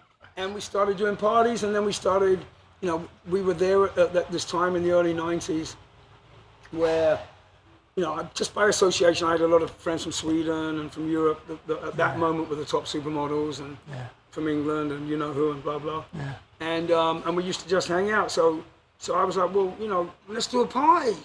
We'll kind of push the fact that we got these supermodels there, but we're not going to pimp them out. And supermodels then, well, they weren't supermodels, they were just models. Yeah. The rock stars at that time were superstars. Yeah. But then what's his name? Terry Moogler, Faith. Yeah. Came out with this video called Faith. Yeah. And he had 5 girls, and they named them. Naomi, Christy, Linda. Well, at that point, Eva Herzegovina. Remember Ava? God love you, Ava. Yeah, she's amazing. At this point, everyone was like, oh, suddenly, the models weren't chasing the actors and the musicians; they were all chasing the fucking models, and that was our crew. Yeah. So I had my first club on 17th Street, between 5th and 6th, called Metro CC, and this was a no-go area. You couldn't go there, but we had we shut down 5th Avenue, and John F. Kennedy and bless her, Elle McPherson, we love you, Elle. Joe Pesci, Bobby De Niro, Jack Nicholson. I mean, they were all fucking there. And suddenly I had the hottest restaurant, lounge called Metro. It was the hottest thing. And then I opened up a place called Buddha Bar. And then we opened up another, and then we started to do parties, around the world. And New York was kind of like ground zero for, not ground zero, but it was like, the epicenter of fashion, art, entertainment. We were hooked into, so we started to do all the events for the fashion industry, film festivals. I mean everything, and I'm gonna condense this whole story because we could spend the next 5 hours.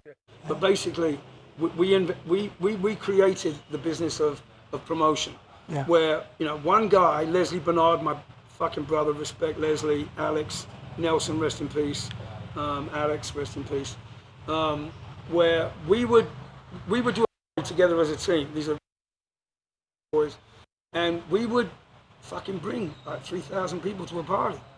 And we would be on the phone, we would send faxes. I had a big apartment with a bunch of models who couldn't afford to pay the rent, most of them you've heard of, back then who couldn't afford the rent, and they would be standing there in their panties, smoking a fatty, sending out faxes. This is before fucking social media. And we would go to work. We'd go to every casting, we'd go to this and that, and then so then we'd go to Fashion Week in Milan and Paris, and we'd do the parties there. And of course, we had started a club called Lotus in the Meatpacking. We fought the mafia for it. We fought Giuliani for it, and fuck you, Giuliani, you're a piece of shit. Say it right out loud right now, you fucking fraud con piece of crap. Sorry. And we had the disco task force trying to shut us down. And we were at war. We were at war with the administration. But we kept going, and we had the vibe, and we had the calls, and then, promotions. And then we started, people want to know how bottle service started. Well, I'll tell you how bottle service started. Outside of Bandouche in Paris. Respect and love, R.I.P. Hubert Bukowska from Bandouche in Paris. Our waitresses were trying to get through the crowds at the tunnel, and you've probably seen the movie Party Monster where they chop the kid up, throw him in the river. It is what it is. And our waitresses couldn't get through the crowd. Every time I tried to go through with a tray to a table, they'd drop all the drinks everywhere. Yeah. Like, well, fucking put a bottle on the table. You put a bottle of champagne. There was no minimums, but we just put a bottle, and they were all sitting there with a bottle looking like kings and queens. And of course, everybody wanted a bottle. So then we were like, oh, 2, 3, 4, 5, 6 tables, bottle. And now, a lot of people hate us for bottles, but trust me, when we started it, I'm looking at you, I should be looking at you. When we started it, it wasn't intended to be raping people for 25 bottles and a $50,000, $25,000 minimum. No. It was about getting you fucking drinks, so you right. wouldn't be sitting Service. there, you know, like that. So the tunnel, which was Peter Gayson's club, which was also the same group as Limelight, Palladium. You've read the stories, you've heard the news. It's all true. You know, that's how bottle service started. And of course, the group of us, it was like 5, 6 guys: Leslie Bernard, Alex Nelson, you know, Brinton Brewster. Shout out Brinton. You know, we went to work we'd pack a club, and of course sometimes the clubs hated us because they built a club and nobody came, and then we come and fucking fill the club for the people. Yeah. So I've been on both sides. I've been an owner and a promoter, and I'm still both. Yeah. But that was the way it worked, and and then we went to war with the city and neighborhoods, and clubs opened up bad neighborhoods in New York City, the meatpacking district. I used to go in the meatpacking, and they'd be finding dead bodies at 7 in the morning. We had to clean the blood out the streets, put incense outside the club so they could wash the blood away. I mean, it was real. Now the meatpacking is like the place, fucking Disneyland. Gentry. But look, all the glamour and then the ham. I mean, it goes on and on. We were flying around in jets doing parties around the world. I think we looked at the bigger picture. My bigger picture was always, let's build bridges. Music and nightlife can build bridges. Let's go to Paris. Let's go to London. Let's go to Milan. Of course, Saint-Tropez, Cannes, Monaco. Let's do the Grand Prix. Let's do the film festivals. We did it all. But make no mistake about it. It wasn't all just like, I mean, if I looked at a guy like me back then, I'd be like, what a wanker. I mean, look at this fucking guy with the blonde hair and the fucking girls and the Ferrari. I mean, he's got to be an asshole. But what they didn't see was the blood, sweat, and tears, and the broken relationships, and the drugs, and the sleepless nights, and the nightmare that went with it. But you never give up. You got to get up, and if you haven't slept in 2 days, you got to get up in the morning, and you got to go be your best and be nice to people. I'd want to sit home and eat fucking, chow mein and chicken, but I had to go out there and suck it up and go hug and kiss and all the rest of it. So it was a brutal, wonderful, stressful 25 years of running New York City nightlife and doing events around it. Then we went to Russia, and that's we won't even get into Russia. Yeah, and like what I love about this, right, is that people don't realize, right? I'm from clubs. I've done a lot of things similar to this guy, but the thing is that it's the work that goes on behind the scenes that people don't realize. They see you in front and have these ideas or delusions. Then you've got your game face on. Then you've got your game face on, right? But it's behind the scenes that the action happens, and it's a work that's created that makes the night happen. So cool.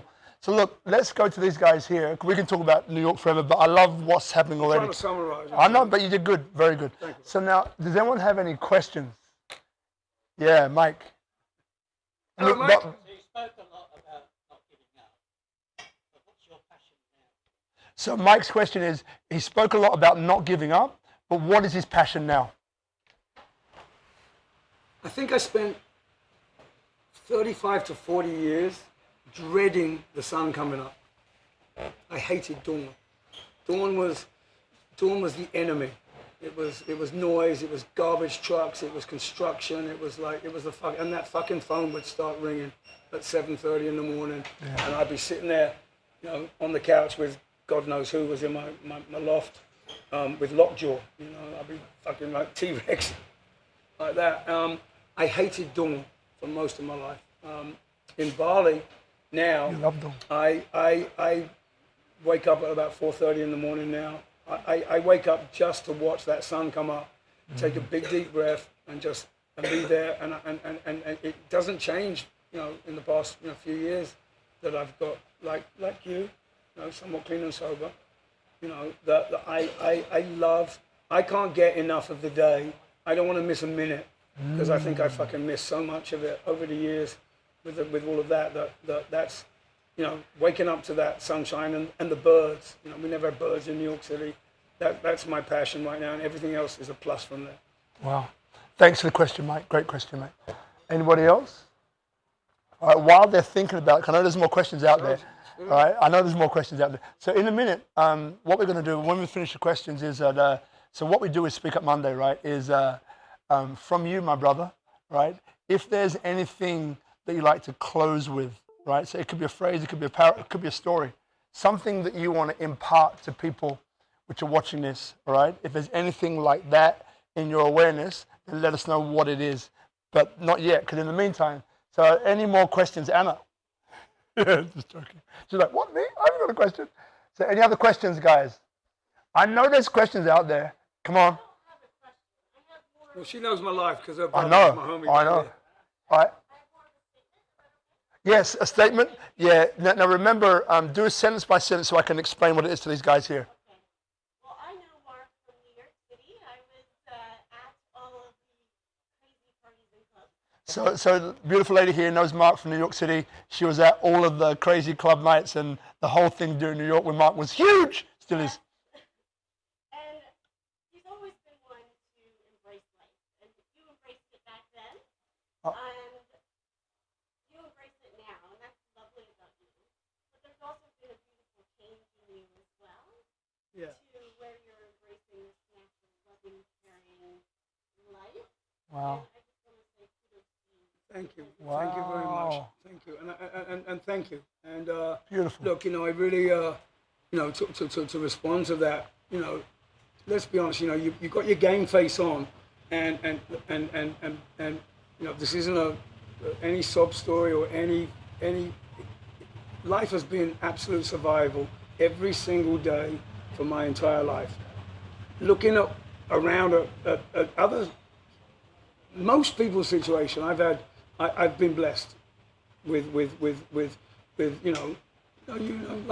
life and you get given certain attributes, and you learn to use those attributes. So what I hope I've done is turn a negative into a positive, because it could have all gone really, really wrong, and it kind of did for a bit, but I managed to turn it around. I think that you have to.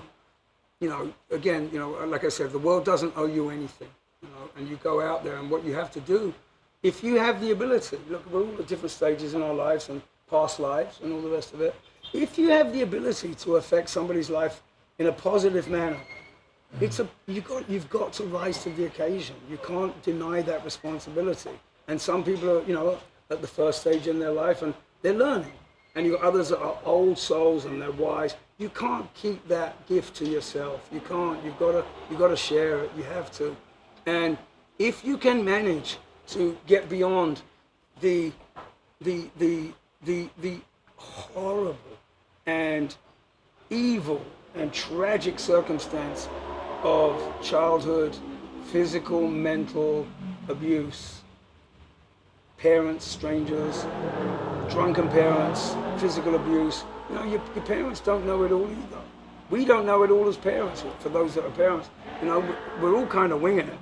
But what we have to do, and if there's any advice I could give is again, you've got to try get over the anger. You've got to try it, even if it's a daily effort of compassion. And again, I don't want to sound combined because I'm not that guy. But just it makes sense if you can give a helping hand. If you can, it makes you feel good. So even if it's a selfish factor, do what you can. Right now, I think the playing field has been leveled a lot. That we're all scared. I mean, we're all worried. We've all lost businesses. We're all struggling to survive. So maybe it's a time now to kind of, if anything, I'm a big believer in making something good come out of something bad. And I've been incarcerated. When you're sitting in a jail cell, there's not a lot you can do. And many others, or you're sick, or you're in hospital. Sometimes we all need a smack in the face just to wake up. And I feel truly, again, blessed, I hate the word, but blessed that, we all got to do our small bit. If you can make someone smile, it's a good thing, It's a good thing. We need a bit more, we need a lot more of that right now, because the world's, really confused and dark places, and there's a lot of people that would love us all to be divided and all be angry at each other so that they can push their agenda. And I'm not going to get into all the root fears and the COVID and the 5G towers and all that bollocks. We all need to coexist, and we all need to, and you know that because when you see something on like, have any of you seen that video where people are helping the animals, and then, you know, there's the guy, you know, like the guys go out in the pool and pull the dog out, and the bird that comes here, and the, you know, like real tough guys save animals, real tough guys don't fucking pull out an AR and blast them from point blank range, you know. So fuck you, hunters. Sorry. You know, we all like that stuff. It makes us feel good, and we need more of that, not more of the divisiveness and hatred that some people are propagating. We don't need that. We all need to do that. So, you know, I'm lucky. You know, I've been through the ringer. You know, I've had all the fun stuff, but I don't think I've ever been as content as I am in my life right now. I've got nothing to prove, but I do have a small platform to enjoy my life. I'm surrounded by my wolves. I'm lousy at relationships, and they've never worked out. But I've got tons of lovely friends, and I'm okay with that. And you know, we've all got our lot, so just be happy with what you got. Try to put a bit of love out there, and you know, and again, just, you know, life sucks sometimes, and we all laugh, we all cry. You know, just be nice to each other. It makes you feel good. Thank you, brother. So we're coming towards the end. So keep thinking of that thing I asked you before. What came up for me when you were saying all that? So just for the guys watching, so a beautiful lady over here who knows Mark for a very long time. We might have some questions here. Thanks, Bella. What she was saying was that she knew Mark a long time ago, right? When he was being the club guy, being that guy. Great guy still, right? It's a great guy still even then. But she's incredibly honored and is amazed by who he's become now. This beautiful, incredible, sensitive soul that he is now. And that's what prompted that response. And I didn't know Mark then, but I know the type because I was that type, right? So I get what you're saying, right? And I want to, before we go further, I want to acknowledge you, brother, for number one, stepping on and being open to do it, right? Number one. Look at this is what it's meant to be, ebony and ivory. Yeah. All happy together, you know? Yeah. Ebony and ivory, live together in perfect harmony. I love that. I love that. Right? I love that. How the fuck did we all start fighting each other? Yeah. So, fucking, you know, come on. You know, Crazy. I want to share a story with you before we go to this question here. At the age of 12, I was studying history. Question coming up. I'll get you in a second. Studying history. Okay, it's called the 100 Years' War. There was a 100 Years' War in the Middle East that we were studying. Kid at the back of the class puts his hand up and says, hey, 100 Years' War, miss. Yes, hand goes up. It can't be the same people fighting, can it? Yeah. Right? I was 12, went over my head. I didn't get it. Later on, I got it, which is what you're talking about now. And one of the main reasons why we do what we do is for that reason, actually. It's to celebrate what makes us unique as beautiful human beings in our own strength and power and glory and all the rest of that, but also to connect us in a way of which we understand we're all the same. Yeah, I mean... Right? That's what this is actually all about through your story. You know, look, back in the day, and, you know, we had things called the Socialist Work. I didn't know what a Socialist Workers' Party was, you know. All the skateboarders were, you know, black and white, unite and fight to smash the National Front. Yeah. You know, the National Front. I remember that one. Remember it? And Remember the that skaters, bless you. Yeah. That's Anastasia, by the way. Anastasia's the best photographer in the world. Give her a fucking shout. She makes me look good on Instagram with my wolves. Thank you, Anastasia. Anyway, you know, look, I sit here and look at you. Yeah. I don't see fucking black. I don't. We're brothers. Right. You know, I mean, like, for real. Yeah. I do get the fear and divisiveness, and, you know, and it's not, you know, it's not unique to one country or another. You know, people across the world are confused, and they, you know, we're lucky. We've travelled. Look at us. We're all sitting in fucking Bali and walking down the beach in our sarongs, and, you know, Tony and Guy. Shout out Tony and Guy. You know, and maybe it's easy for us because we've travelled. Jane was a supermodel. Shout out Jane. Yeah. Look how beautiful you are. Still. First supermodel. Still beautiful. Unbelievable.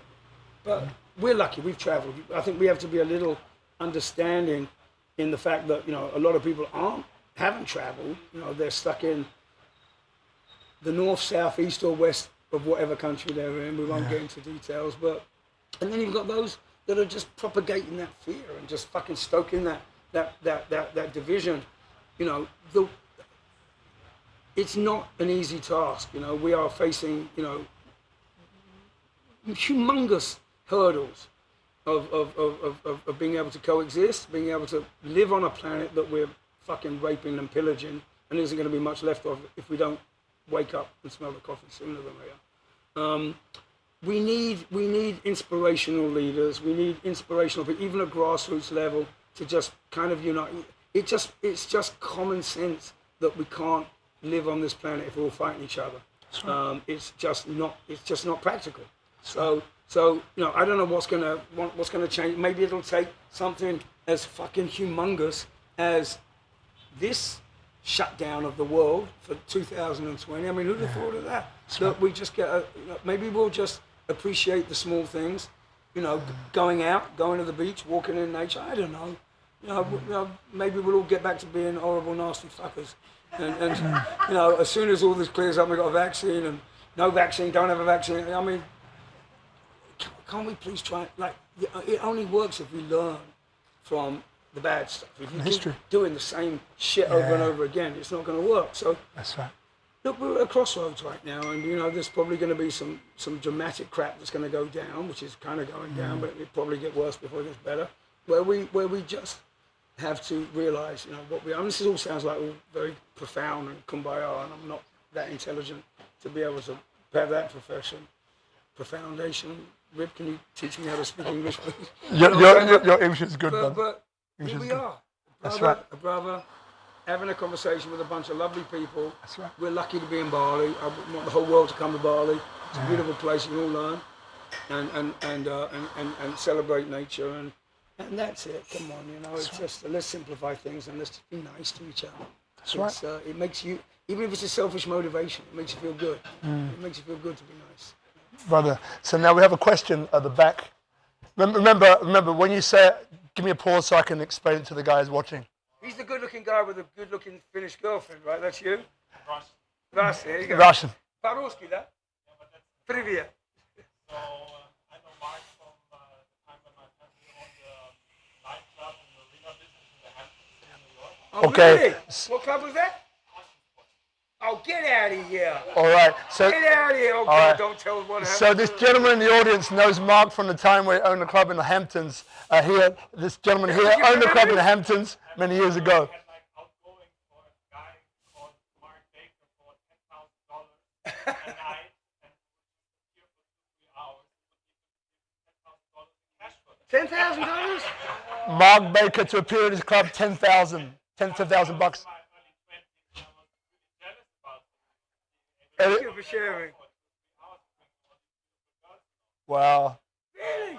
How old are you? But my real question is, have you read Charlie Chaplin's biography? Yes. So there are many similarities. He grew up without a father. He ran off with the circus. He moved to California, and then.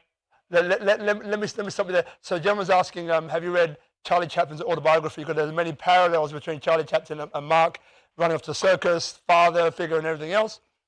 And going to California, and then instead of in a way the nightclubs, the movies. So Mark did nightclubs, and Charlie Chaplin did the movies. That's the only difference. Ladies' man. Loved by all the women. Loved by the women. They all love me. They all loved him. All right. Well, Now, what is your question? it was a statement. Charlie Chaplin is all the age moved on from black and white movies and funny movies, and he did more profound movies in color. And what are your projects in Bali now? Okay. So what are Mark's projects in Bali? Very, very profound question, statement, and wow, thank you for that intro.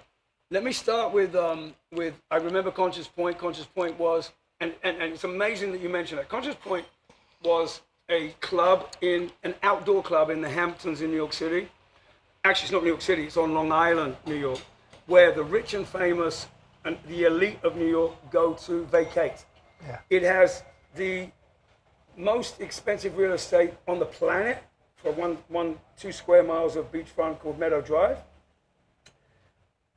The Wolf of Wall Street.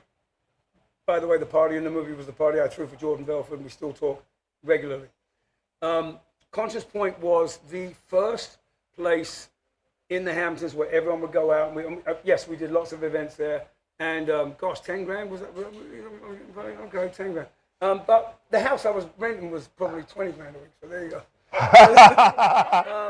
And we had the police, and we had the cops. I mean, the Hamptons is legendary. It's good money. Back then it was. But I'll give you a funny anecdote. Number one, Charlie Chaplin's granddaughters, Kira and Deirdre, are very close friends of mine. Wow. And I've lived and heard their story about their grandfather. One is in Switzerland right now. Shout out Deirdre, shout out Kira. I love you very much. Yes, I was, and he was also, I think he was a Sephardic Jew as well, which I have some connection with as well. I was fascinated by Chaplin. Yes, agree. He went from black and white, non-speak movies to, but he had his difficulties as well, and some controversy. Make no doubt about it. Let's move on from there to Conscious Point and what happened.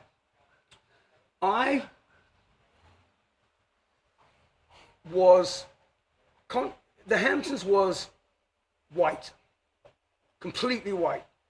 Rich white Wall Street, rich white this, rich white designers, everything was white. There was no black people in the Hamptons at that time. There was 1 or 2 brothers that were out there that in the music industry that had houses, but they kept quiet. I remember opening up a club after Conscious Point when there was an accident and somebody crashed a car into the club and people got smashed around and you know who, and we don't go there. I remember when Conscious Point got closed down and the neighborhood everybody wants to be outside. Everybody wants to smell the sea air. I took my whole crew, which is about 50 or 60 kids, promoters, models, this, that, black, white, Puerto Rican, everything. We had the Rolls Royces, we had the convertible Ferraris. I had one of the biggest houses in the Hamptons. I remember driving through Southampton there was this guy called Snoop Doggy Dogg. And no one had heard of Snoop Doggy Dogg. And he had the fucking Chronic album and Bouncing and Convertible. We drove through Southampton with the roof off with fucking gangster rap. Well, gangster rap back then. People were spitting at us. Spitting. I got calls from the mayor, from the chief of police, who we helped put into the chief of police position, saying, Mark, are you out of your fucking mind? You're bringing the neighborhood down. Yeah. Distribute color to the Hamptons? Yeah. I'm like, yeah, because these guys are busting out right now, And then Puffy took a house in the Hamptons. We're doing his party, or we part of his party. Jay had a party, Jay-Z. People of color started to come to the Hamptons. It was natural. Everyone deserves a day at the beach. What are you going to do, stay in fucking Manhattan in August? And I get emotional about it, a bit angry, because I got so much fucking shit for opening that door, or being a part of opening that door off. And Conscience was amazing. But it got so big, we had to bring everyone indoors. And the club we opened was called Life. And everyone was coming down the island. It wasn't just New York City. You got Massapequa, you got all the islands that used to come out, and everyone was like, fuck. And we go to the beach. And not only that, I had one of the most fuck you houses on the beach. And we were packed, 50, 60, 70, 100 people bouncing hip hop. They'd never heard hip hop, and Run DMC. I mean, the whole fucking crew. And I got a lot of flack for that from the community. But I was like, you know what? You better get with it, because this is coming. It's coming, babe. And it is what it is. And I think that, without getting into the whole racial issue of America, while we're here, I'm gonna put it out there. I think that a lot of, not everyone, only a section, was okay with wealthy black Americans if they were in Atlanta, in the music industry. James Brown was in Atlanta, this one was here, this one there. But they weren't quite ready for Jay and Puffy and everyone else to come out there who had bigger fucking houses than they did. I took Puffy on tour with my partner Jeffrey Josh, shout out Jeffrey. And we did Puffy's Forever tour. and we did London, Paris, Saint-Tropez, Monaco, and we did the world tour. Me and Jeffrey were the only white boys in a crew of 50 brothers, Busta Rhymes, Puffy, all the rest of them. These people had more money around their neck than the hotels they were staying in. And it was incredible. And me and Jeffrey were the token white boys, you know. And security would be like, excuse me, can I help you? The Metropole in London, we done Puffy. Leicester Square, we did forget the club there. All the security were like, here mate, no, excuse me, are you staying here? Buster turns around and goes, am I staying? I could buy you a fucking hotel, bitch, you know. Yeah. It was an affront. And then, of course, they had a party, and then the SWAT teams came in off the roofs. And, you know, we went to Saint-Tropez, and the mayor's like, are you crazy? You're bringing these people to Saint-Tropez? I'm like, yeah, we're bringing them to fucking Saint-Tropez. Puppy's got the boat, and everyone's bouncing. Paris Hill was bouncing. It was a real education to actually be on the other side of the coin, where black Americans of color that were becoming huge, and were, you know, Donna was very cool. Shout out Donna and Gabby, you know, where they were like, okay, you got a house, well I got a fucking house too, and okay, my Ferrari's and my Rolls is white, and yours is like, you know, turquoise blue, but we're here, you know, and you gotta respect it. Yeah. Anna Wintour put, you know, Puffy or Jay or Beyonce on a cover. I think, without getting into the whole, and Conscious was a good point, a good start. Conscious Point was a good start because it was the introduction where we started to bring Puerto Ricans, men and women of color into the Hamptons, and we got a lot of pushback. Yeah, pushback from it. Yeah. But I was like, guys, you got this is you know, 2000, back then it was like 2000 and fucking, you know, 3, 4.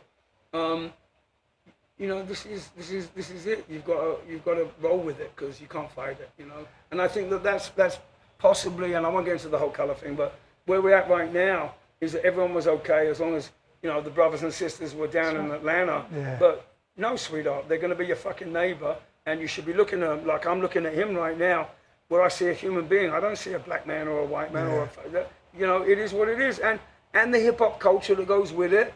This is America, you know, not just America, London, you know, the stereotypical, again, I could go on, and it's not easy. I'm not saying it's easy, it's fucking complicated, because there's a culture that goes with it, you've got a lot of history that goes with it, you've got a lot of anger and resentment, you've got a lot of fear that goes with it, but if you just can't segregate anymore, you can't segregate against South Americans, indigenous people, black, white, yellow, green, whatever, you just got, we are the fucking planet. And if we don't, what are we going to do? Spend the next 50 years killing each other? No. We've got to figure a way to figure it out and get rid of the people that are stoking the violence and just start to look at each other. You know, if I slit his wrist right now, we've all got the same fucking blood, you know? So there you go. Now, brother man, cool. I got you, all right? So there's one thing which comes true. Black and white unite and fight. Smash the National Front. Right? That's the one that sticks in my mind. The other thing I'll very quickly share is that, so from the age of 15, I wanted to be Secretary General of the UN. And my family tree, as this brother will know, Rob, welcome back. My family tree is Martin Luther King, Marcus Garvey, and Malcolm X. They're all Jamaican Maroons, just like, we have the same history. Okay. All right, so hold that one there. So I'm intimately connected with what you're saying, but it goes back to that, black and white unite and fight. We could go on. You remember the stickers, man? I remember. Out there scrapping in the streets. With the Nazis, the skinheads. I remember. The boot boys, which have been given a platform now, and they're out there. I mean, look, it's out there. But it can't be allowed to be mainstream. Now, here's the thing. There's check it out on YouTube. It's called Uncomfortable Conversations with a Black Man. Right? Check it out. Like Uncomfortable Conversations with a Black Man. It's really interesting. But we could stay on this for a while, but we got the summary. So right now, as a friend from Sydney, David Burke, is asking a question. Mark, my eyes are gone. Mark, love your stories. You're a colourful character, and look forward to having a beer with you someplace on the island. As soon as they let you out there, fucking Australia. No, he's here. He's here. Hostage in Australia. Question. Spend your money here. Question. What are you doing these days with most of the traveling world in lockdown. So what are you doing these days with most of the traveling world in lockdown? Thanks, Bella.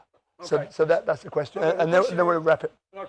So right now, Omnia, our club on the cliff, is closed.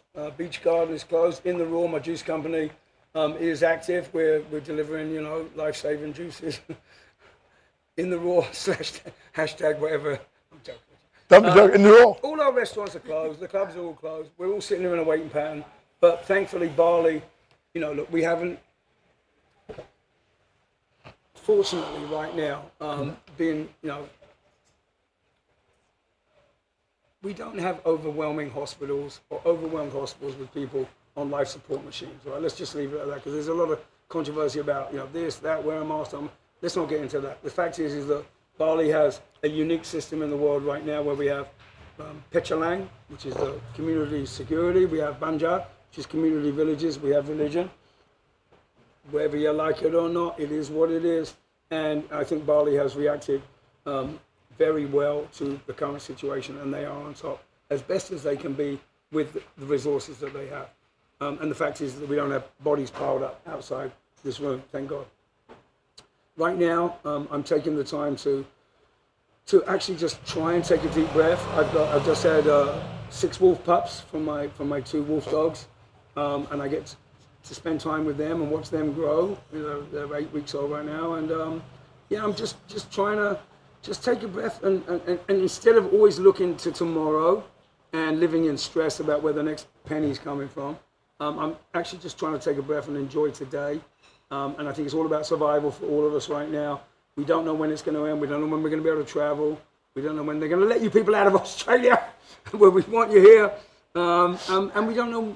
It's unknown. We don't know. So maybe just now, let's just take a breath. We've got an opportunity to just breathe for a second and, knuckle down and be frugal and just maybe just take some time to just take a time out for a second. I think that's what we got. So I spend times in the mountains, on my farms, my organic farms up in the north. I spend times down here in Canggu with my wolf pack and my friends. Anastasia Okidash, hashtag Anastasia. Shout out. Just take a deep breath for the moment and just appreciate the people that are around us. And I know that, again, that sounds kumbaya, but just, we've got a moment, we're all stressing and running. And it is stress now about what we're going to, but, let's just try and enjoy this moment. Earth gets a chance to heal a little bit. Now let's think outside the box. Think about, it's amazing to see people, all these cottage industries are growing up. People are making jamu, they're doing this, they're doing that, they help. Just, we've got an opportunity to just stop the clock for a second and just time out and make the most of what we got. And stress with it about where we're paying tomorrow's rent, but let's just try and enjoy it for a second, because when it all kicks off again, which Bali's going to do, hopefully sooner than later, Bali is going to become we're blessed to be here. We are. I agree. We've got a beautiful community here. Looking at the world, we're doing better than most. So wherever you are in the world, just take a breath, just to and try and appreciate what we have and as opposed to what we don't have. It's difficult. I'm not saying it's easy. Gotcha, brother. So look, we're going to wrap it pretty soon. So have a think if there's anything else that you want to say. I'll spend a couple of minutes doing something interesting. So have a think. So look, guys, for those of you here in the audience, thank you so much for coming. Thank you guys. Round of applause. Yeah. The first to the audience here, and I want to really, truly thank Itchy and Bella from Tropical Nomad for doing this. Tropical Nomad. All right. So 7 p.m. every Monday we're here. This is how we do it, and we have some amazing people like this beautiful man. Thank you so much for sharing yourself and being so authentic, honest, and just being you. That's what I love. And I've gotten to know you a little bit more. I get you more, and I'm sure everyone who's watching now will get you too, because you've been open. I love that. Thank you. Appreciate it. Because as Anna knows, empathy is courage. Remember? Yeah, you remember. Good. So now, absolutely, empathy is courage, and courage is empathy. All right? Because to truly put yourself in someone else's shoes takes courage. Really. It's not sympathy, it's empathy. Two are very different. And look, if you're out there and you're thinking, hey, I would love to do a SpeakuP Monday, and I look at some of you here and I know that you're definitely qualified, because qualification is just putting your hands up. Nothing big. Put your hand up, you're in! Give it a couple of I'm going to weeks. say one thing. Okay, here we go. Wait, not yet. You hold up. You're coming. Now, so that's the other thing. So just get in touch with me if you want to do a Speak Up Monday. You want to be in this seat or this seat, wherever I am. Would love to have you. And look, finally, I just want to thank all of the groups which are going to share this. And please share it, right? So if you resonate with what's going on here and you've loved what it is, share it to people because we work on grassroots, organic. We don't pay for ads. We don't pay for following. We do it organically through lots of groups here in Bali, through you who are watching. So if you got value from this, share it because at the end of the day, like this is how what I love about what you said earlier on, this is how we actually share ourselves, right? Because I believe that love is the most powerful force on the planet. And the stuff which I've managed to heal in myself is through me beginning to love myself. And through me loving myself, I can love others, right? By love, I mean accepting me for all of the foibles, the things that I like, don't like, all of that. When I can truly begin to accept that, I can accept others. So the power starts at home. It starts with you who's watching now, and it starts with everyone who's here in the audience, right? So on saying that, I want to give up the platform to my brother, from another mother, over here for the last piece. And I look forward to seeing you guys the next week where we have an incredible black man. Black man! And his name is, so he's got there's a cute here called Black in Bali, which cracks me up. I love that. He's a super, his name's Kamal. You guys will know him, Kamal. He has an amazing story. And like Mark, I don't know him that well. He's the porn star? Not the porn star. I feel his energy, right? But I don't know him that well. So I love this because I get to meet people really at a heart, soul level, as do you at the same time. And that's what I love about it. So Kamal is going to be on here next week. So welcome to come, welcome to tune in, and all the rest of that. Having said all that, thank you so much for watching. I'm going to pass you on to Mark Baker for the closing words. Love you guys. Okay, here we go. So, thank you, my brother, Mr. Rib, all the lovely, and it's been wonderful talking. This is my favorite thing to do, is talking about myself. Let's do this. Let me put it out there. Look, I think there is no shame in shouting out for help. There's no shame in being, even the toughest guys, we all need a hug and a bit of attention and someone to reach out to. So I'm going to say this, look, whoever's out there, if you're having a hard time right now, I promise you, I'll say it right, I promise you, if you get in touch with me and you're having a hard time, if you've got a question, or, as long as it's not like stupid, if you reach out to me, I promise you I'll answer you. I'm not going to give him a WhatsApp number because it's already a bit dodgy. If anybody wants to have a question, a follow-up question, if you're having a hard time, if you're a bit lost right now, if you're feeling a bit desperate right now, which, by the way, you're not alone. The whole world is like that right now, but you may have a particularly special and dire situation. Give me a shout. I give you my word. I will answer you within half a day. Okay, I'll give you my word. Where can they get in touch with me? Yeah, so we can do Speak Up Monday is a Facebook group, Speak Up Monday, or Instagram. In private. Speak Up Monday is private because it comes to me. Like it's Comes a to you, yeah. Speak Up Monday. Speak Up Monday, private message, and then I'll send it on. Here we go. Speak Up Monday, private message. I give you my word. As a gangster, as a nice boy, as a farmer, that I will respond to you within 24 hours. Hopefully within 12 hours, and as quick as I can. Rib, if you get a message, you call me if you're having a hard time, if you're wondering what it's all about, if you're a bit lost, if you just need a bit of motivation, a bit of love, a bit of hug, message Rib. I promise you I'll get back to you if I can be of any help. Or you may say, oh, fuck this geese, I don't want nothing to do with him. That's okay as well. But we all need a hug right now, and we all need a bit of help. And you know what, there is light at the end of the tunnel. You just got to hang in there sometimes. When it gets really dark, and there's an old expression, it's darkest before dawn. And that's all I can tell you is that the sun will come out tomorrow. You just got to hang in there. So don't give up. Keep fighting. Keep fighting, which is the motto of our new venue, Boom Boom Boxing here in Canggu. Plug that. Don't give up. Love it. We're all in the same boat. Lots of love. We love you. Going to give you a big heart, big love, and sounds a bit corny, but we love you. And we're all in this boat together. We all need to love each other. Time out, Rib. Thank you. My man. Thank you, bro. Thank you. Wow. We done? Beautiful, beautiful, bro. Beautiful. Beautiful. Thank you so much, guys. Come here. Blessings. Come on. Wow.